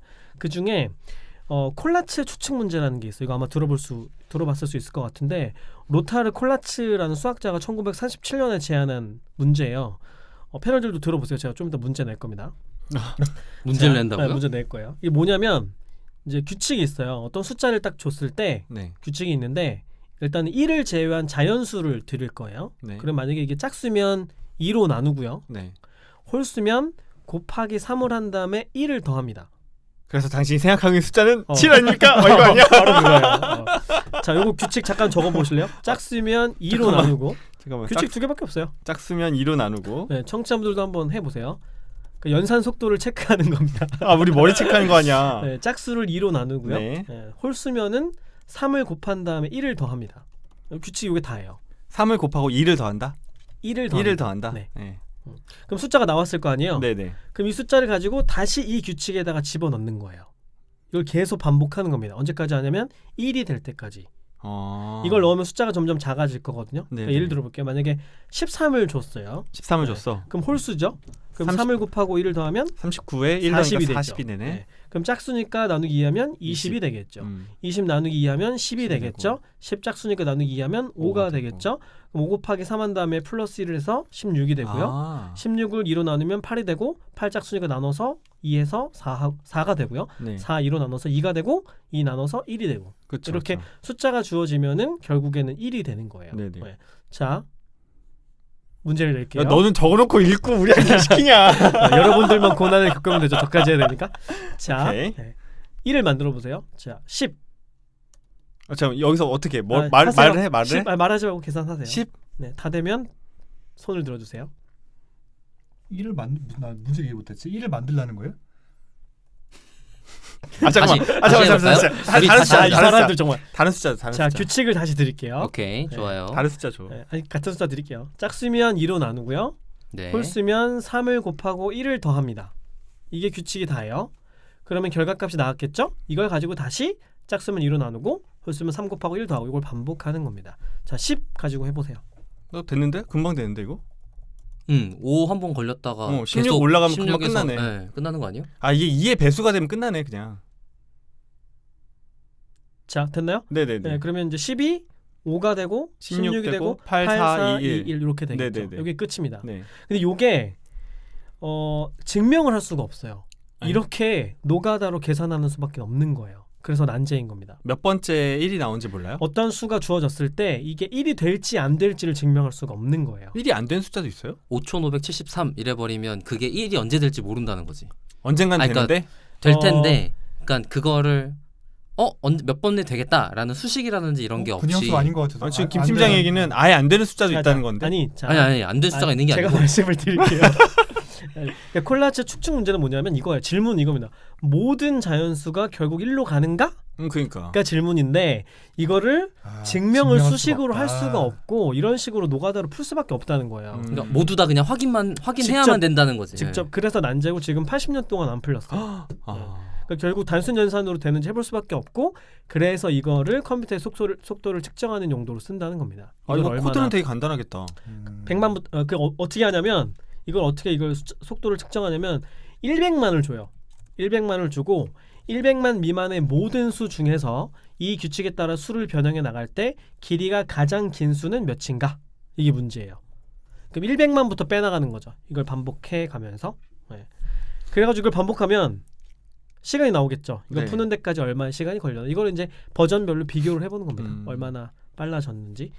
100만부터 하나씩 뺐을 때 2000년에 나온 R1.0 버전으로 하면은 17분이 걸린대요. 이 해를 얻는데, 이 값을 얻는데. 그 다음에 2002년에 R1.4.1이 나왔는데 몇 분이 걸렸냐면은 4.5분이 걸렸어요. 되게 거의 빨라졌네. 4배가 빨라진 거예요. 그 다음에 2004년에 R2.0이 나왔는데 이때는 이제 3분도 안 걸렸대요. 168초. 네. 그 다음에 2014년에 3.1 버전이 나왔을 때는 145초. 그 다음에 2017년에 R3.4가 나왔거든요. 이제 30초 미만입니다. 이게 그 하드웨어 스펙은 동일하다는 전제예요? 하드웨어는 고정해놨어요. 네, 당연히 그래야 비교가 가능하겠죠. 그래서 그럼 지금은 얼마나 걸리냐? 지금은 28초가 걸린다고 합니다. 그러니까 이제 처음에 2000년에 나왔을 때 17분 걸리던 게 지금은 28초 걸리는 거예요. 그러니까 37배 빨라진 겁니다. 근데 하드웨어 스펙이 올라간 게 아닌데 프로그램 개선만으로도 이렇게 빨라진다는 거예요? 그러니까요. 되게 신기하네. 그러니까 그게 이 테스트를 이제 컴공 쪽에서 하는 최적화라고 불러요. 최적화 분야는 세상에 미친 천재들만 하는 이상한 아주 코어한 기술 중에 하나예요. 제가 볼 때는. 그러니까 이게 없었다면 우리는 지금 하는 작업을 예를 들면 똑같은 모델링 하는데 37배 더 오래 걸렸을 거라는 거예요. 그러니까 이 알코어 팀 분들이 이걸 개선해주지 않았다라고 하면은 뭐 하루 걸리고 30일 걸리고 뭐 이런 식이 돼버리는 거죠. 기부해야 되겠다. 기부해야겠죠. 네. 네. 뭐 아마 관심은 없으실 것 같은데 이 테스트할 때 하드웨어 사양은 윈도우 PC였고요. CPU 인텔 코어 i5 4590 요 CPU를 썼고 램은 8기가였고 그 다음에 R은 32비트 버전을 썼습니다. 아무도 관심 없죠. 그거는 옛날 거랑 비교해야 되니까. 그렇죠. 저도 그러니까 지금은 R64비트 버전을 사용을 해요. 그래서 훨씬 빠른데 1.0 때는 아예 개발이 되어 있지 않았을 테니까 그거 맞춰주려고 30비트로 전부 다 비교를 한 겁니다. 재밌는 TMI인데? 네, 그렇습니까? 네, 아무도 관심 없을 TMI. 재밌었어요. 근데 이게 실제로 안 될지 될지 모른다는 거예요. 개선해봐야 될지 안 될지를 모른다는 거예요. 노가다 해봐야 하는 거죠. 근데 안 되는 숫자가 있을 수도 있겠구나. 아니 계속 할 수도 그걸 있잖아. 모른다는 거잖아. 아니죠. 왜냐면 지금 1 직전 숫자가 소수이면 정수가 주어진다는 거 자연수가. 아니 소수라는 게 5, 3, 5, 7, 9 17 같은 게 걸리면 다시 절로 나가 뭐 4배수한 다음에 1 더하고 날아가야 되는데. 그러니까 얼마나 빨리 계산되느냐에 대한 규칙성은 있으나 1로 갈 거냐 말 거냐는 끝까지 해보지 않으면 모른다는 거예요. 우리가 테스트 해본 바 대부분 다 돼서 될 것 같지만 확인해보지 않으면 모른다인 문제라는 뜻이네요. 수학 난제 증명이 안 됐어. 공식으로 안 풀리면 풀리지 않은 거지. 아니 그게 아니고 지금의 컴퓨팅 연산 능력이라면 우리가 상상할 수 있는 숫자 다 그냥 검증하는 걸로 문제 해결할 수 있을 것 같은데 상상할 수 있는 숫자가 끝이 없잖아요. 그러니까 근데 우리가 사람이 실제로 사용할 수 있는 숫자의 범위 정도는 그건 다 증명할 수 있을 것 같잖아요. 네. 슈링 형님 살아 돌아오면 증명할 수도 있어. 양자 컴퓨터가 좀 발전하면 그러니까 예를 들어 비슷한 건 또 뭐가 있냐면 파이는 비순환 소수여갖고 그냥 계속 무제한 계산만 한단 말이에요. 그쵸. 그거죠. 네, 약간 비슷한 문제인 것 같아요. 네. 그래서 이걸로 자기가 증명했다고 사기치는 사람이 굉장히 많대요. 80년 동안 안 풀렸는데. 네, 수학 난제 관련해서 그런 거 되게 많잖아요. 페르마 풀었다 뭐 이래서. 근데 보면은 다 못 풀고. 페르마랑 같은 거죠. 네. 이렇게 발전해 왔고 20년 전에 R은 어땠냐면 이것도 좀 신기한데 이거는 이제 R 사용자들만 좀 알 수 있는 얘기이기는 해요. 박 박사 들어봐요. 네. 일단은 메시지 함수가 없었대요. 그게 뭐야? 그럴 수 있을 것 같은데. 이제 실행 오류가 발생하거나 했을 때 여기에 에러 메시지나 워닝 메시지가 나오잖아요. 네. 이거를 R은 명령어를 실행하면 바로바로 결과물이 나오기 때문에 이런 메시지를 다 한 번에 보기가 어려울 수 있거든요. 네. 그래서 지금까지 나온 경고 메시지를 쭉 모아가지고 보여준 함수가 있어요. 그게 메시지라는 함수가 있는데 이게 없었던 거예요. 이 당시에는 어떻게 에러 메시지 확인했나 모르겠어요. 그 다음에 아래에서 숫자 뒤에다가 대문자 알파벳 L을 넣으면 이게 정수형 타입으로 선언이 되거든요. 그러니까 1 대문자 L, 2 대문자 L 이렇게 하면 이게 정수형 타입이 되는 건데 이때는 이게 없었대요. 그래서 만약에 그러니까 아예 이런 기능이 없었대요. 그러니까 지금은 그냥 숫자를 넣었을 때랑 L을 붙였을 때랑 타입을 다르게 지정을 해주는데 그때는 이제 이게 없었던 거죠. 이게 뭐 일반 사용자들은 크게 이것 때문에 문제가 될 일은 없는데 이게 정수형이냐 아니면 실수형이냐에 따라서 연산 속도 차이가 생겨요. 그래서 개발을 하는 분들은 이거를 구분해서 써야 되거든요. 네. 그런 게 있었고 그 다음에 요거는 좀 재밌는 얘기인데 이 당시에는 할당 연산자 있잖아요. 우리 지금 이제 아래에 좀 특이한 게 화살표 모양을 이제 어사이먼트 오퍼레이터로 쓰고 있잖아요. 네. 근데 지금 우리 등호도 되잖아요. 그렇죠. 는 써도 되죠. 똑같이 동작하는데 1.0 버전에서는 화살표만 됐었대요. 등호는 아예 안 됐었고 또 하나 놀라운 건 뭐냐면 언더바 있죠. 네. 밑줄. 네. 이게 할당 연산자로 쓰였대요. 이상하죠. 언더바가 등호처럼 쓰인 거예요. 왜요? 왠지 저도 모르죠. 제가 네. 그러다가 1.8 버전부터 안 된대요. 그래서 이게 무슨 얘기가 되냐면 1.8 이전 버전까지는 변수명 지정하거나 할 때 스네이크 케이스 방식 있잖아요. 그러니까 단어 사이사이 밑에다가 언더바 넣어가지고 그럼 안 되겠네. 그거를 그때는 쓸 수 없었다는 거예요. 그럼 그때 쓰시던 분들 이러겠네. 쭉 이어지는 글이었던 거죠. 세상 많이 좋아졌다. 지금 변수 중에 언더바도 쓰지? 아마 그때는 카멜 케이스 방식으로 더 많이 썼을 것도 같아요. 언더바가 없으니까. 올드한 애들은 카멜 케이스를 훨씬 많이 써요. 맞아요. 올드한 애들. 네. 올드한 애들. 지금 얼마나 많이 사는지. 지금 만들어진 패키지들은 언더바, 그러니까 스네이크 케이스를 훨씬 많이 쓰거든요. 이게 권고되는 방식이죠. 네. 그러니까 대소문자 막 섞어 쓰지 말고 중간중간에 의미를 나눌 때는 언더바를 쓰라고 권고를 하는데 1.8 이전은 이게 아예 안 됐다는 겁니다. 이런 것들이 바뀌어왔다고 해요. 그럴 수 있겠네. 그 다음에 이제 어사인 기호랑 관련해서 R을 둘러싼 좀 제가 보기 재밌었던 얘기들을 좀 들어보면 왜 R은 이 화살표 기호를 쓸까? 이거 되게 이상하게들 느끼거든요. 왜냐면 R 말고 다른 언어들은 다 등호를 쓰잖아요. 뭐 파이썬도 그렇고 뭐 다 그런데 왜 굳이 R에서는 화살표를 쓰고 있는가? 일단은 이게 R만 쓰는 건 아니에요. R만 그런 게 아니라 위키에 보면은 F샵이라는 언어가 있대요. 그 다음에 오카멜이라는 언어도 있고, 그 다음에 아까 말씀드린 S라는 언어도 있고, 얘네는 다 화살표 기호를 할당 연산자로 쓰고 있어요. 물론 그 외에는 다 등호를 쓰고 있다고 봐도 무방합니다. 나는 등호가 더 이상한데 느낌이. 그거는 R로 먼저 코딩을 시작하셔서 얘를 얘에 넣어야 되는 그 지향성이 그거랑 있어야 관련이 되는데. 있어요. 그거랑 관련이 있어요. 일단 왜 그러냐면 이게 이제 S에서 와서 그런 거예요. R이 S라는 언어로부터 왔는데 S에서 이 화살표 기호를 썼었다는 거죠. 그럼 S는 왜 화살표 기호를 썼느냐? S는 APL이라는 프로그래밍 언어에서 왔어요. 근데 이 APL은 아주 옛날 프로그래밍 언어인데 이 APL 언어를 쓰는 사람들은 이 전용 키보드가 있었대요. 이 언어를 쓰는 사람들이 쓰는 하드웨어가 전용 키보드가 있었는데 거기에 물리키로 화살표 모양이 있었던 거예요. 헐. 한 번 누르면 되는 거 그냥? 한 번 누르면 화살표가 들어가는 키보드를 쓰고 있었고 그래서 APL 언어에서는 화살표 연산자를 썼던 거죠. 그렇군요. 그 다음에 또 하나 APL에서는 두 값이 같은지 이퀄리티를 확인하는 기호가 그냥 등호였어요. 그러니까 지금 우리가 R에서 는 쓰잖아요. 등호 두 개 쓰잖아요. 네네네. 이런 게 그때는 개발되어 있지 않았던 거예요. 그래서 둘이 같은지를 true, false로 반환하려면 이 등호를 쓰게 되는데 그러면은 어사인이랑 구별이 안 되잖아요. 네. 그래서 동등성을 확인할 때는 등호 하나를 쓰고 할당을 할 때는 화살표를 쓰고 이런 이제 규칙을 가지고 있었던 거죠. APL에서는. 그 뒤에 그 등호도 이제 할당으로 바뀌면서 이제 등호 연속으로 쓰는 게 바뀌었겠네요. 나중에 만들어진 거겠죠. 헷갈리니까. 네. 화살표가 훨씬 좋은데 이상하다. 근데 두 개를 써야 되니까 좀 낭비라고 생각할 수 있겠네요. 두 개 써야 그렇죠. 되니까. 문자를 두 개 쓰니까. 그렇죠. 지금 사실 R 사용자들 중에서는 화살표 기호를 쓰는 사람들이 더 많아요. 더 많은데 네네. 그래요? 일단 왜냐면 93년부터 2001년까지는 화살표 기호밖에 쓸 수가 없었어요. 지난번에 김 팀장 내가 다른 분 코드를 복사해서 쓰고 있었는데 거기 등호돼 있으니까 막 되게 뭐라고 하더라고. 뭐라고 한 게 아니라 신기하다고 했죠. 누구냐면 임겸덕님입니다. 네, 경덕님은 등호를 쓰시더라고요.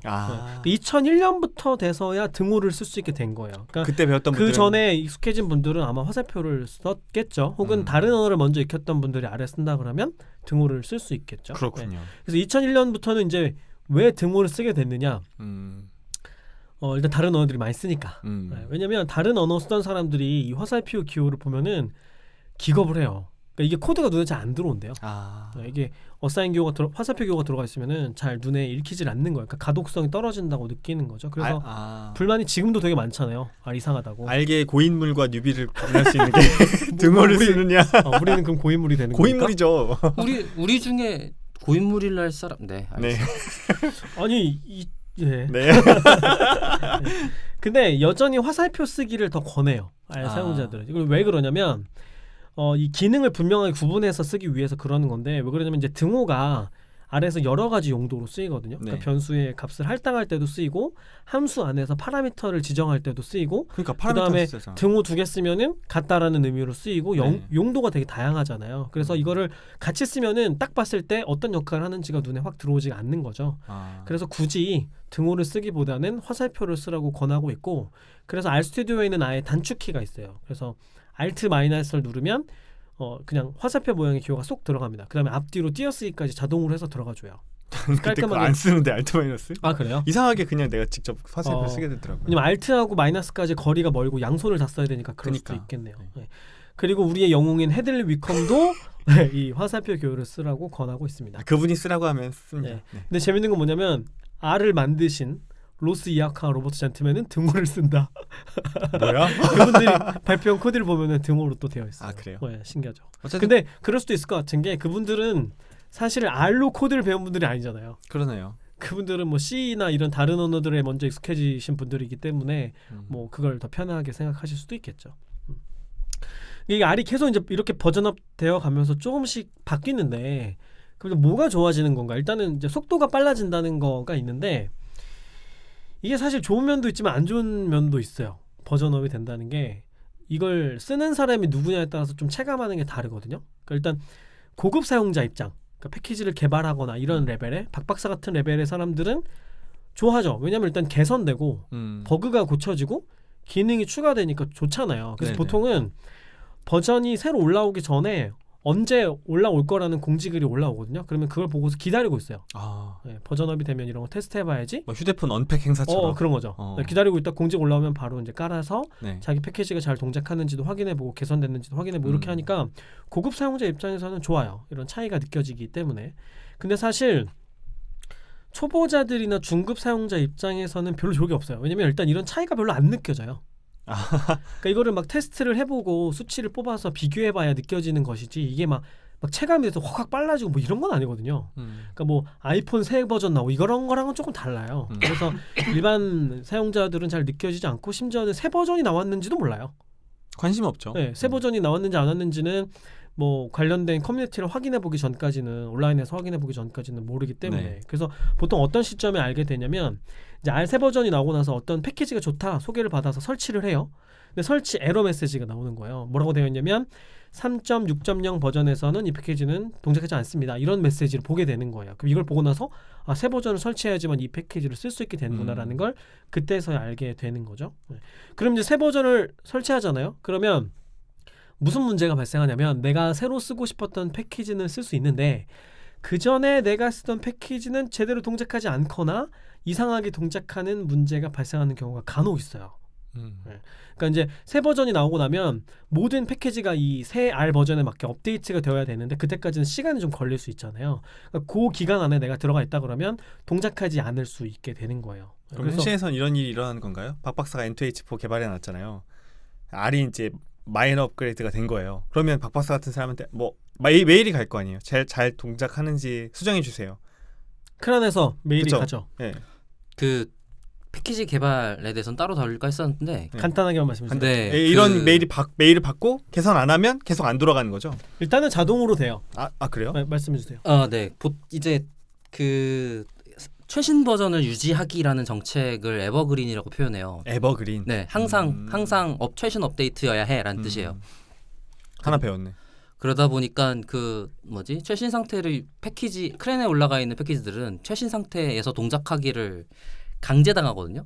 그렇기 때문에 그게 뭐 정책이나 이런 데서 안 맞으면 내려오는데 지금 현재 공개되어 있는 스테이블 버전, 그 다음에 그거 앞에 있는 개발 버전, 그 전에 한 3개 정도 버전에서 동작하는 걸 매달 크랜에서 전 패키지를 테스트해요.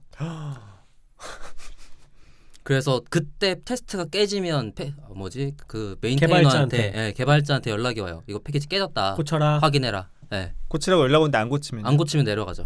크랜에서 그러면 내려가요. 이제 더 이상 크랜에서 설치 못하고 GitHub을 통해서 뭐 개인적으로 받다 설치를 한다. 대신 요거는 어느 버전에서만 돌아갑니다. 이런 식으로. 그러니까 그런 안내까지는 안 하고 지금 현재 에버그린 상태로 아니니까 못 써에서 끝난 거고 이제 그거를 이전 버전에 사용하기 위한 다른 방법들이 있는데 요즘은 보통 크랜에 올리기 전에 깃허브에다가 코드를 같이 올려놓으니까 깃허브에서 설치하는 방법이 있고 그리고 데일리 크랜 스냅샷을 마이크로소프트에서 저장해서 관리하고 있어요. 데일리 크랜 스냅샷이 뭔가요? 그러니까 크랜에서 어떤 패키지가 예를 들어서 2월 17일 날 내려갔어요. 그럼 16일 날엔 있잖아요. 그렇죠. 그럼 16일자 기준의 크랜에 등록돼 있는 패키지 저장소를 기준으로 인스톨하겠어요 라고 지정할 수 있어요. 그러니까 매일 바로 직전 백업본을 갖고 있는 거죠. 네, 그리고 네. 그거를 메일본을 다 들고 접근할 수 있게 제공해놨어요. 그걸 마이크로소프트에서요? 마이크로소프트가 R을 오픈소스를 열심히, 사랑하니까요. R을 열심히 밀고 있죠 MS가. 그렇군요. 네. 그래서 이제 이런 업데이트 때문에 패키지가 동작하지 않는 문제가 생기면 어떻게 해야 되냐면 기다려야 돼요. 기다리거나 물론 자기가 직접 뭐 코드를 까서 고치는 방법도 있겠지만 그러기 쉽지 않으니까 보통 이제 기다려야 되고. 그러니까 지금 사실 R 사용자들은 대부분 아는데 한글 형태소 분석기 KONLP라고 있어요. 진짜 그거 지난번부터 좀 되게 유명하잖아요. 전희원님이 만드신 여기 박박사랑 같은 회사에 계시는. 근데 이게 지금 버전에서 동작을 안 해가지고 크랜에서 내려가 버렸어요. 그래서 그냥 인스톨 패키지스 요 명령으로 간단하게 설치할 수는 없고 깃허브 버전을 설치해야 되고 그것도 그렇게 간단한 건 아니라서 박박사가 쓴 글을 보고 나서야만 설치할 수 있어요. 희원님 업데이트 안 하세요? 곧 하실 예정인데 지금 너무 바빠가지고 손을 못 대고 계신가 희원님 보더라고요. 항상 엄청 바쁘시더라고. 그러니까 이분 누구시냐면 여러분 아마 뭐 R은 안 쓰셔도 아마 코버트는 들어보셨을 것 같은데 그렇죠. 코버트 만드신 분이에요. 그래서 저는 이제 팁을 드리자면은 새 버전이 나오면 바로 설치하기보다는 적어도 2주 정도는 기다려 보시길 권해드립니다. 신차 나오면 바로 사지 말자. 네, 뭐 그런 거죠. 딱 그 비유입니다. 그래서 2주 정도면 아주 핵심적인 패키지들의 문제들은 어느 정도 잡혀요. 그러니까 많이 쓰는 패키지는 특히나 금방금방 사람들이 이슈를 보고하기 때문에 개발자들이 금방 응대해 주거든요. 혹은 개발자 응대 안 해도 사용자들이 어떻게 응대하면 되는지 예를 들면 박박사 같은 사람들이 좋은 글을 써주기 때문에 조금 기다렸다가 하는 방법을 저는 추천드립니다. 초보자분들한테는. 네. 근데 이게 또 어떤 사람들한테는 또 별로 기쁜 소식이면서 안 기쁜 소식이냐면 저 같은 사람 그러니까 R과 관련된 컨텐츠를 만들고 글을 쓰고 책을 내고 뭐 강의하고 이런 사람들은 업데이트해야 돼서 힘들어요. 왜냐면 업데이트일 때마다 이렇게 패키지가 아예 동작하지 않는 경우가 생길 수도 있는데 혹은 어떤 함수가 내려가거나 이럴 수도 있거든요. 함수를 쓸 수 없게 되거나 그러면 책에 있는 내용, 강의에 있는 내용 이거 다 바꿔야 되는 거예요. 책을 내리면 되잖아요. 아니 이미 출판돼서 서점에 절판 깔려 있기 때문에 이 자식아. 그래서 이거를 계속 지금 제가 9세가 나왔잖아요. 매 회마다 이걸 점검하고 다시 코드를 고치고 이런 힘든 점이 오픈소스와 관련된 콘텐츠를 생산하는 사람들한테 다 있고 그다음에 R만 업데이트 되는 게 아니라 개발 환경, R 스튜디오도 업데이트가 되잖아요. 그러면 여기에 기능이 추가되면서 뭐 버튼이 하나 들어가거나 탭이 하나 들어가거나 혹은 미묘하게 이 GUI의 그래픽이 바뀌는 경우가 있어요. 그러니까 조금 더 세련되게 이제 막 색감을 바꾸고 뭐 이렇게 하는 거예요. 그러면 책 앞에는 항상 이게 캡처본으로 다 들어가 있기 때문에 이거 캡처 하나하나 다 클릭하면서 다 찍어야 되는 거예요. 그러면 새로운 쇠를 낼 때 그 타이밍을 잘 봐야 되겠네요.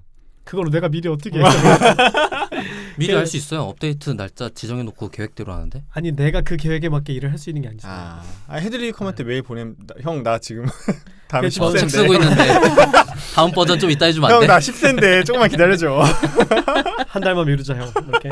딴 얘기인데 영화 서치라고 혹시 보셨어요? 그럼요. 그 딸 찾는 영화인데 한국계 배우 나오는 거? 한국계 배우 나오는 그 영화가 촬영은 6개월 했는데 편집을 2년 넘게 했대요. 그 얘기 들었어. 모든 거를 다 업데이트가 자꾸 되니까 다 캡처 떠가지고 거기에 막 그걸 유튜브 나오고 페이스북 나오고 모든 SNS 아이콘을 다 지네 걸로 만든 다음에 미치겠다. 그걸로 편집을 새로 만든 맞네. 거라서 아이폰 iOS 업데이트 그게 라이브가 아니라고 하더라고요. 그래서 와. 편집이 2년 반, 뭐 3년을 걸렸다고 하더라고요. 와 다시는 안 하겠다. 그런 식으로. 끔찍하다. 듣기만 해도. 배우들은 3년 전에 찍은 건데 인제 개봉한 거지. 그래서 책 쓸 때 글만 써야 돼. 그러니까 저는 어떤 일이 있었냐면 처음 1쇄 찍을 때 이거를 이제 탈고가 다 되고 이제 조판까지 다 끝나가지고 인쇄하기 며칠 전에 이걸 알게 된 거예요. 인쇄소에 이미 요청을 해놓은 상태인데 그래서 인쇄소에 얼른 연락해가지고 이미 찍었어요. 그래가지고 어떤 페이지만 다시 다 찍어가지고 그 사이사이 다 집어넣게끔 됐던 문제가 있었고 그다음에 지금 이제 업데이트하면서 이제 뭐 다른 건 금방 하는데 이게 캡처 이미지가 항상 문제예요. 왜냐면 손으로 노가다 할 수밖에 없기 때문에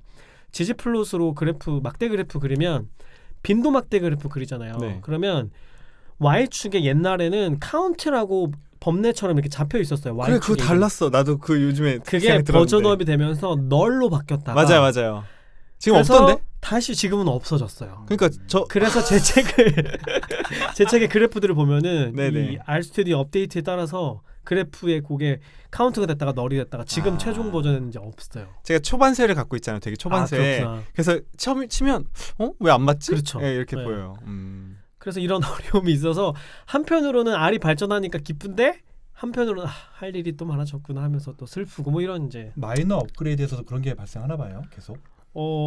그건 언제 이런 변화가 생길지는 몰라요. 언제 뭐가 바뀔지는 뭐 규정되어 있는 건 아니기 때문에. 아까 버전 2에서 버전 3가 8년? 되게 오래 걸렸길래 야, 그 정도면 꽤 큰 변화가 없었겠. 메이저 변화를 볼 일은 잘 없어요. 네.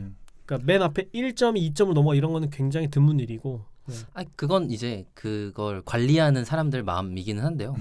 자기네 규칙은 아마 있겠죠. 네. 어느 정도 때 붙이자.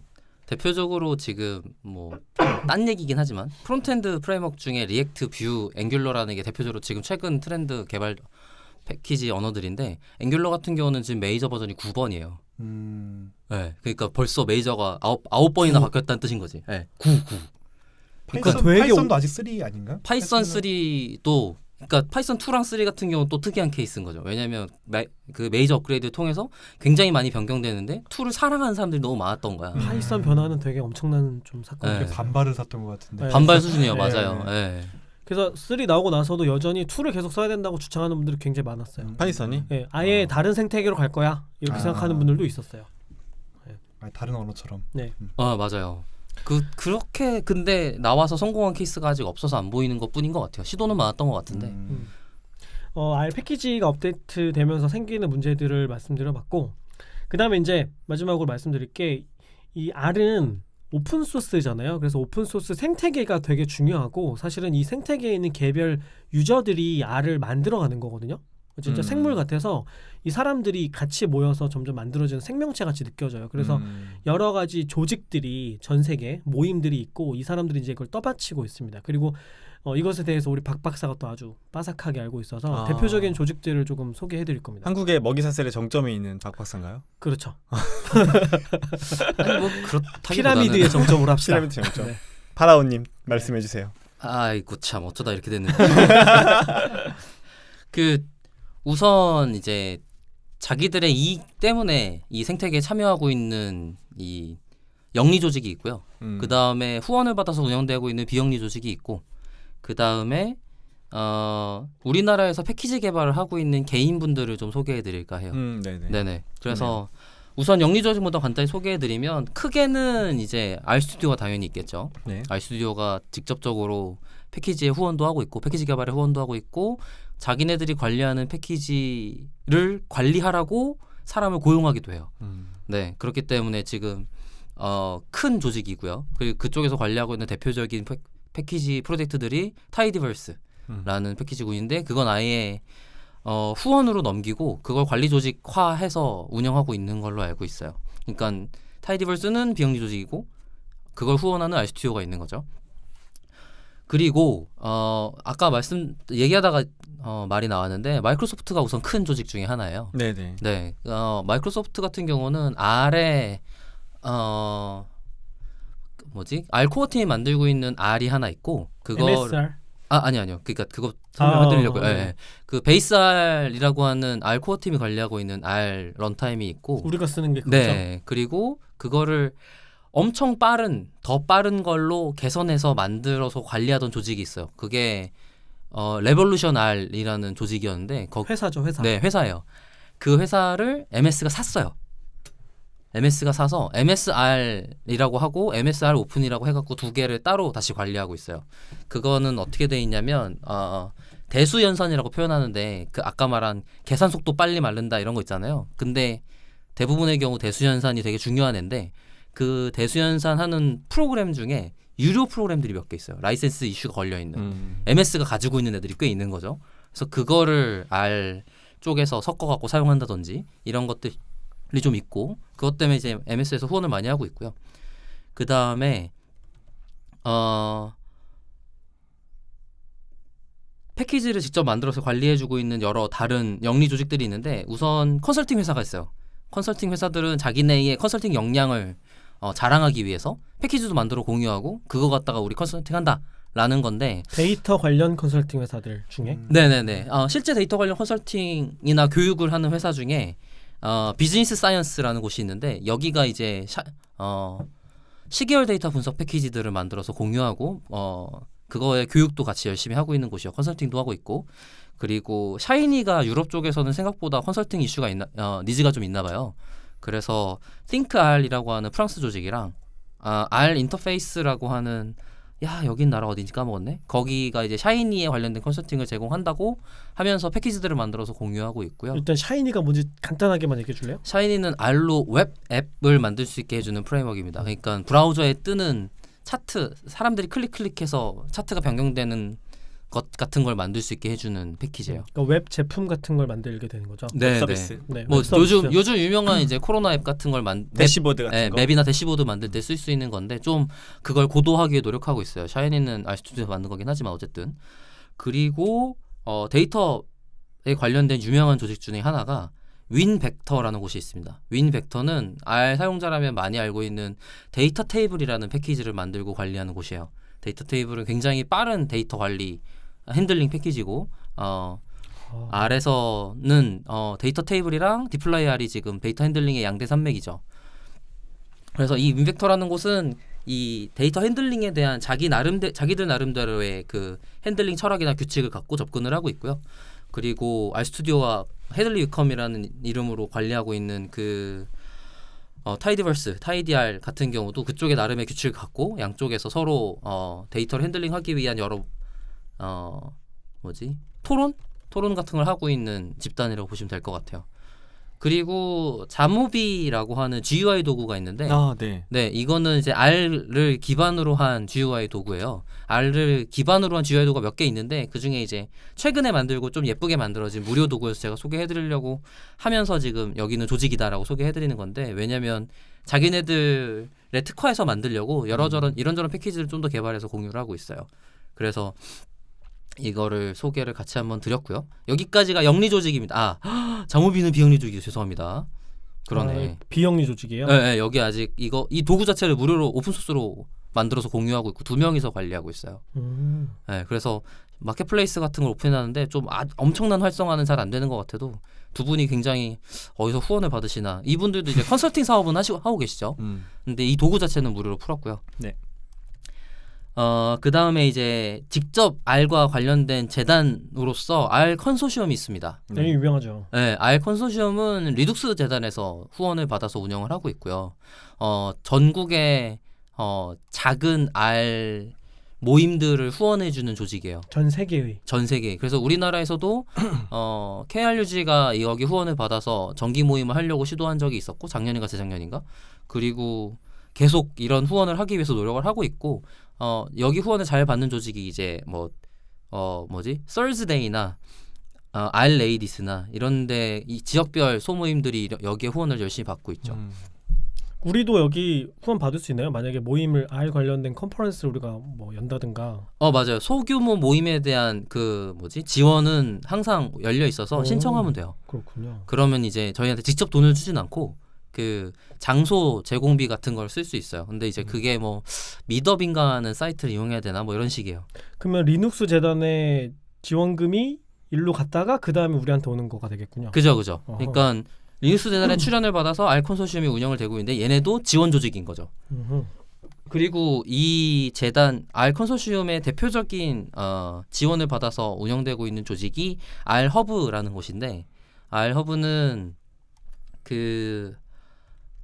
패키지 개발할 때 아까 말씀드린 것처럼 전 테스트를 한다 그랬잖아요. 그러다 보니까 이 테스트를 자동화하기 위한 환경들을 전체적으로 만들고 관리하는 조직이에요. 그래서 윈도우, 맥, 리눅스에서 실행 환경을 만들고 그런 환경들을 관리하고 이런 조직인데 제가 최근에 여기에 이제 알파인 리눅스의 R 이미지를 도커 이미지를 만들어줘서 저는 잘 사용하고 있죠. 그리고 이제 직접 코드를 생산하고 패키지를 만드는 게 자기들 업이거나 중요한 조직들을 좀 소개를 해드릴 건데, 우선 R 오픈 사이언스라는 조직이 넘포커스라는 재단의 지원을 받아서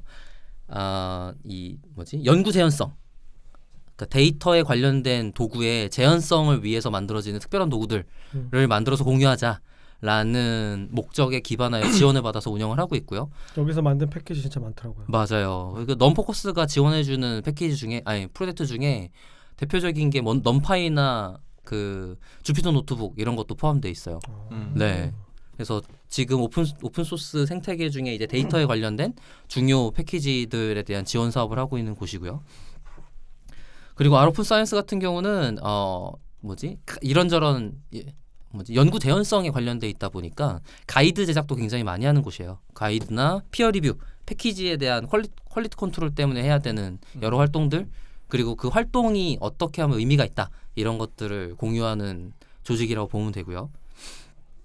그리고 클라우디알이라는 조직이 있는데, 여기는 이제 지금 클라우드라고 하는 대표 3사 구글, AWS, 애저 이런 도구들이 다 패키지를 통해서 관리될 수도 있는데, 그런 패키지를 만들어서 관리하는 곳이에요. 그러니까 애저의 블랍이라든지 AWS의 S3라든지 이 스토리지 서비스인데, 그쪽에 접근해서 파일 저장하고 불러오고 이런 것들을 R 패키지로 할 수 있게 패키지 개발하고 관리하고 지원을 해주고 있고요. 여기는 MS의 지원도 같이 받는 걸로 알고 있어요. 그래서 애저 쪽의 패키지는 애저에 넘겨서 같이 관리하고 있는 것 같더라고요. 저는 잘 사용하고 있습니다. 그리고 그러니까 R 코드만 가지고 클라우드를 조작할 수 있는 네네, 그런 개념인 거죠? 네, 맞아요. 그래서 그 가상 컴퓨터 하나 만들게요, 이런 것들을 R 패키지로 할 수 있어요. 당연히 그것뿐만 아닙니다만, 어쨌든 그 다음에 MLR이라는 게 유명한 패키지거든요. 머신러닝에 모델링할 때 사용하는 R 패키지 중 하나인데, 캐럿과 양대산맥이죠. MLR 같은 경우는 한 5명 정도의 조직으로 비영리를 운영하고 있으신 것 같더라고요. 그래서 이쪽에서 지금 전체적인 개비 작업을 하고 있어서 MLR3 최신 버전의 최근의 트렌드에 맞게 개발을 다시 하고 있는 중이고, 그게 아마 계속 요즘 결과물들이 공유되고 있는 걸로 알고 있어요. 이곳 때문에 캐럿이랑 같이 이제 머신러닝 결과물을 잘 만들 수 있는 조직이 되는 거죠. 그리고 Rlib이라고 해서, lib이 라이브러리의 줄임 표현인데, R의 패키지들이 사용성, 그러니까 사용자가 쓰기 편하게 만들어지는 패키지들이 굉장히 많습니다만, 그거 말고 패키지를 만들기 위한 패키지 같은 것들도 있어요. 그런 것들 중에 대표적인 게 알랭이라는 패키지가 있는데, 그건 이제 언어의 문법적 특성을 지원해주기 위해서 만들어져 있는 패키지라서 실제 사용자 입장에서는 접근할 일이 별로 없어요.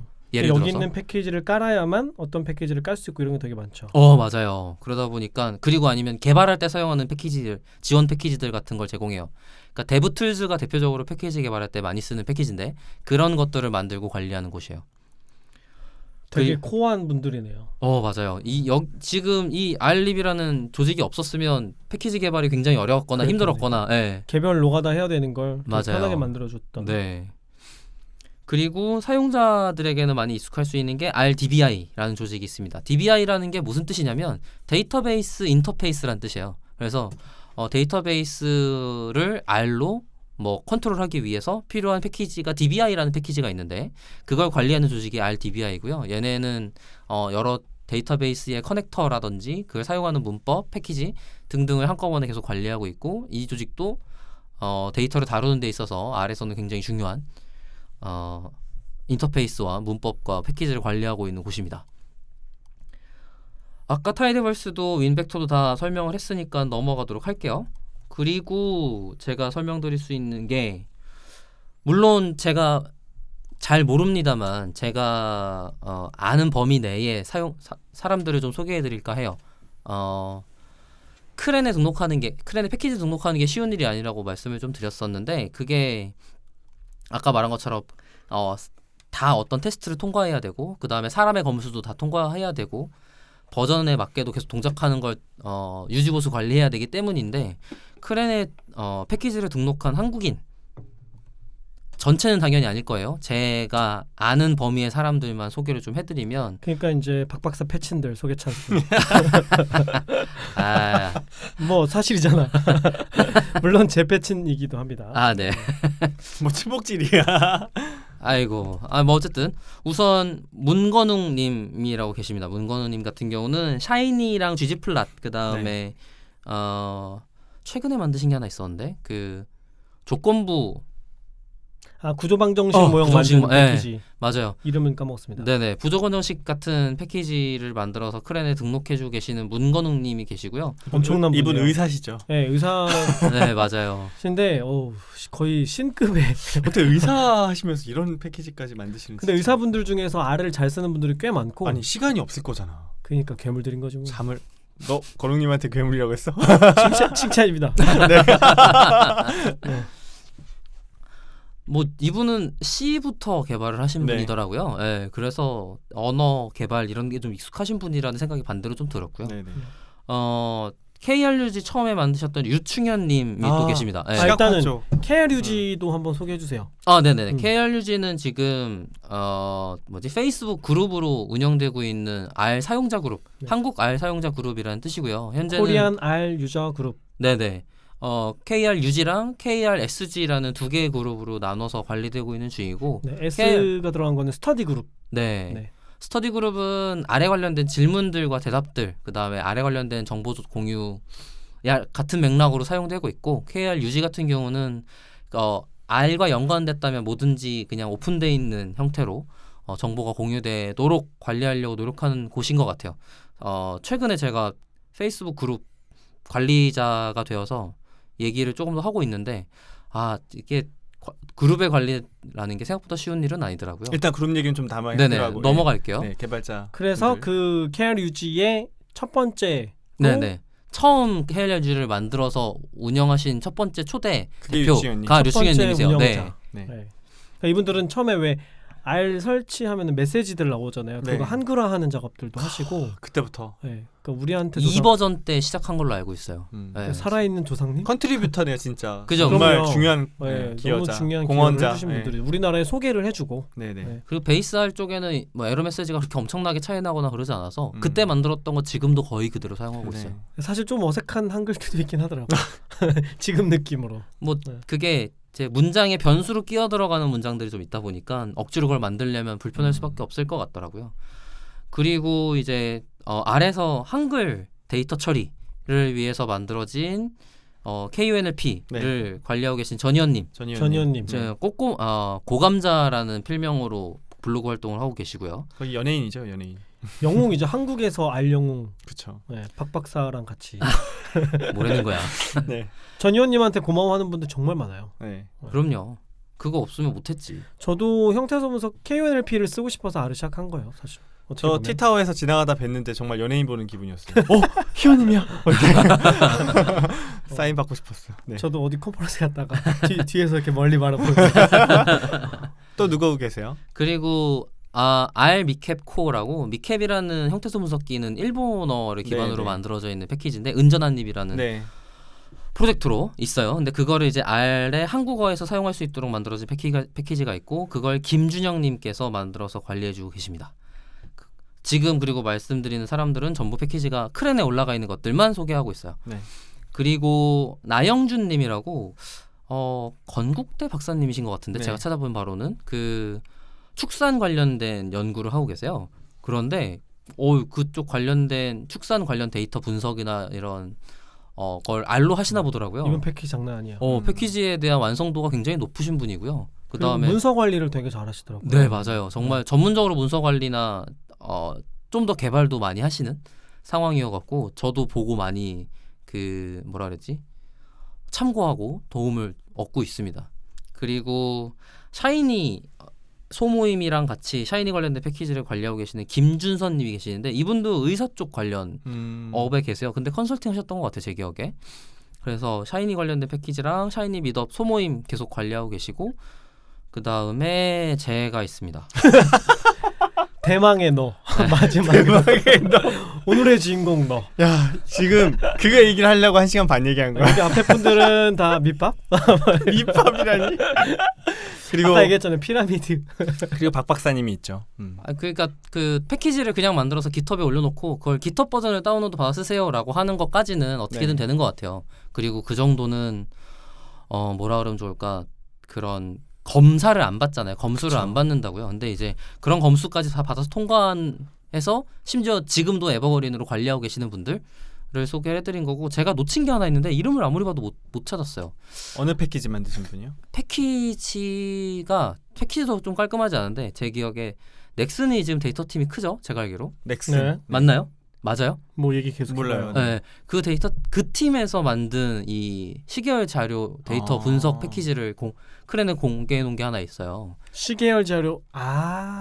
그 모델링하는 패키지예요? 맞아요. 그래서 그것도 그쪽 팀에서 하면서 아마 이름을 올리셨을 거라 소개해드리고 싶었는데 제가 이거 소개하면 찾아봤는데 아무리 뒤져도 안 보이더라고요. 그래갖고 좀 아쉬웠어요. 어쨌든 회사 단위에서도 지금 패키지 관리를 만들어서 하고 있다. 그러니까 이분들은 진짜 대단한 분들인 게 그냥 패키지를 개발해서 공개한 정도가 아니라 크란에 올라갔다는 게 되게 중요한 거예요. 그러니까 누구나가 안전하게 쓸 수 있는 패키지를 꾸준히 관리를 만들어서 하고 계시다는 거. 그러니까 그 소프트웨어 개발, 완성도, 그 다음에 방법론, 그 다음에 이거에 대한 책임감, 뭐 이런 것들이 굉장히 수준 높게 관리되고 있는 사람들이라고 보시면 좋을 것 같고요. 이분들의 대다수는 KRUG에 가입하시면 볼 수 있어요. 이분들이 답변도 많이 해주시고 글을 올려주시기도 하고, 박 박사도 거기에서 활동을 많이 하고 있고, 그러니까 제가 박 박사를 알게 된 것도 KRUG에서 활동하면서 알게 된 거고, 그러니까 이런 정보는 대부분 한국 사용자의 경우에는 KRUG를 통해서 알게 됩니다. 이런 모든 정보들을. 네. 그리고 거기에는 박 박사가 글을 쓰고 있고. 그리고 한 분만 더 소개할게요. 배성원님이라고 계신데 한국의 크란 서버를, 복사 서버를 관리하고 있는 조직이 몇 군데 있는데 그 중에 한 분이세요. 그래서 크랜 아시아라는 걸 관리하고 계시고, 우리나라는 크랜이 서울대, 그다음에 서울시, 그다음에 한 5군데나 있는데 우리나라는 크랜 복사본이 굉장히 많은 편에 속해요. 그쵸. 신기하게 신기할 정도로 서버가 많아요. 되게 많아. 네, 5개인가 있어요. 그래서 그쪽 주소로 사용하시게 되면 아마 좀 쉽게 빠르게 패키지 설치할 수 있지 않을까라고 생각합니다. 네. 그러면 지금까지 R 역사, 그죠? 그리고 어떻게 발전했는지, 그리고 20년 전에 1.0 버전 나왔을 때는 어땠는지, 그리고 R을 둘러싼 이야기들, 그리고 마지막으로 이제 박 박사님이 R을 지탱하고 있는 조직들, 그리고 패키지를 개발하고 있는 사람들, 특히 한국인이면서 이제 아주 중요한 역할을 하고 계신 분들, 본인 포함해서 내가 R이다. 그렇죠. R 박사로 네, 그렇게 소개를 해주셨습니다. 이제 방송 마무리하면서 저희 멤버분들 소감이랑 준비하신 김 팀장님 소감 들어보면서 끝내도록 하겠습니다. 우리 파이썬 유저이신 최 반장님 어떻게 들으셨어요? 엑셀 유저. 엑셀 유저이신. 그래서 어도비 프리미어 프로를 잘 사용하고 있고. 근데 아까 저번에도 들었던 내용도 일부 있기도 한데 갑자기 조금 와닿는 부분이, 처음에 R을 만드신 분이 통계학 박사이신 거죠? 통계학 교수님. 통계학과 교수님이죠. 근데 R을 만들어야지라고 만든 게 아닐 것 같다는 생각이 문득 들더라고요. 그냥 내가 하고 있는 통계 분석을 잘해야지라는 도구를 직접 제작하신 거가 이제 R이 됐고 지금까지 이어져 온 게 아닌가 생각이 되는데, 그게 진짜 멋진 일 아닌가 싶기도 해요. 네.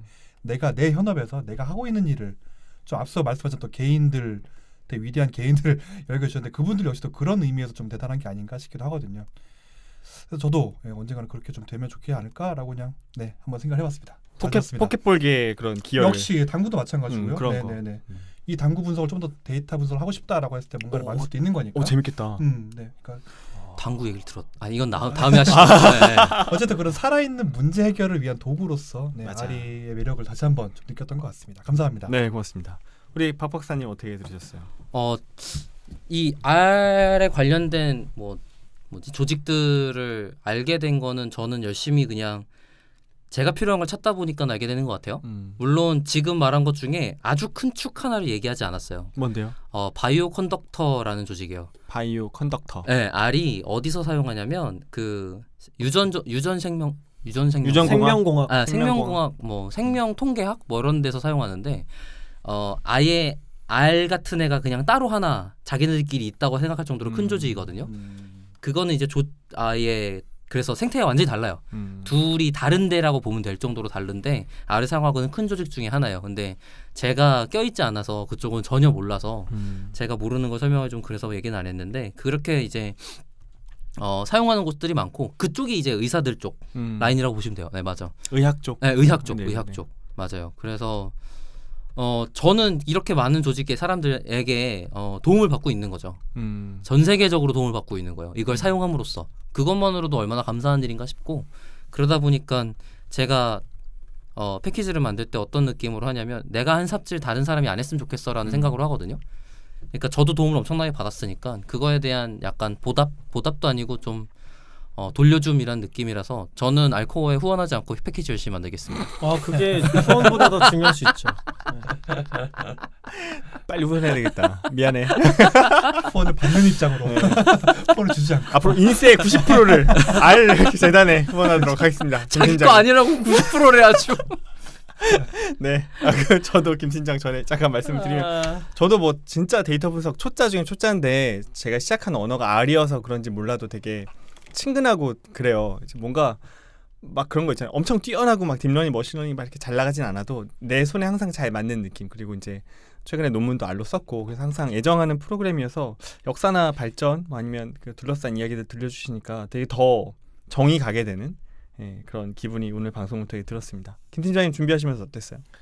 네, 저는 R을 볼 때마다 되게 신기한 게 계속 발전한다는 게 너무 신기해요. 업데이트가 계속되고 또 뭐 개인 회사가 돈 받고 하는 게 아니잖아요.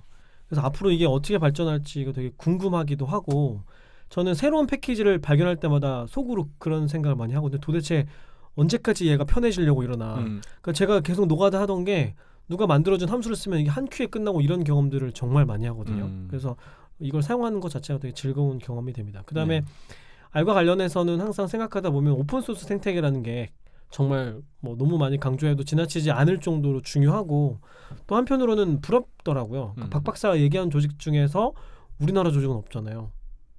그렇죠? KLUG 말고는. KLUG 말고. 그래서 그런 뭐 재단도 좋고 뭐 패키지를 만드는 조직도 좋고 우리나라에서도 그런 게 생기면 좋겠다 이런 생각을 하고 있고 근데 뭐 머지않아 박 박사가 만들 거라고 생각하고 있습니다. 네. 뭐 조직이라면 뭐 KONLP라는 데가 있는데 A랩스랑 뭐 이렇게 몇 군데 있어요. 다 개인이 근데 조직이란 이름 걸어놓고 하는 데들인 거죠. 그렇죠. 사실 박 박사가 조직이라고 만들어놓은 것도 있긴 있죠. 그게 KONLP.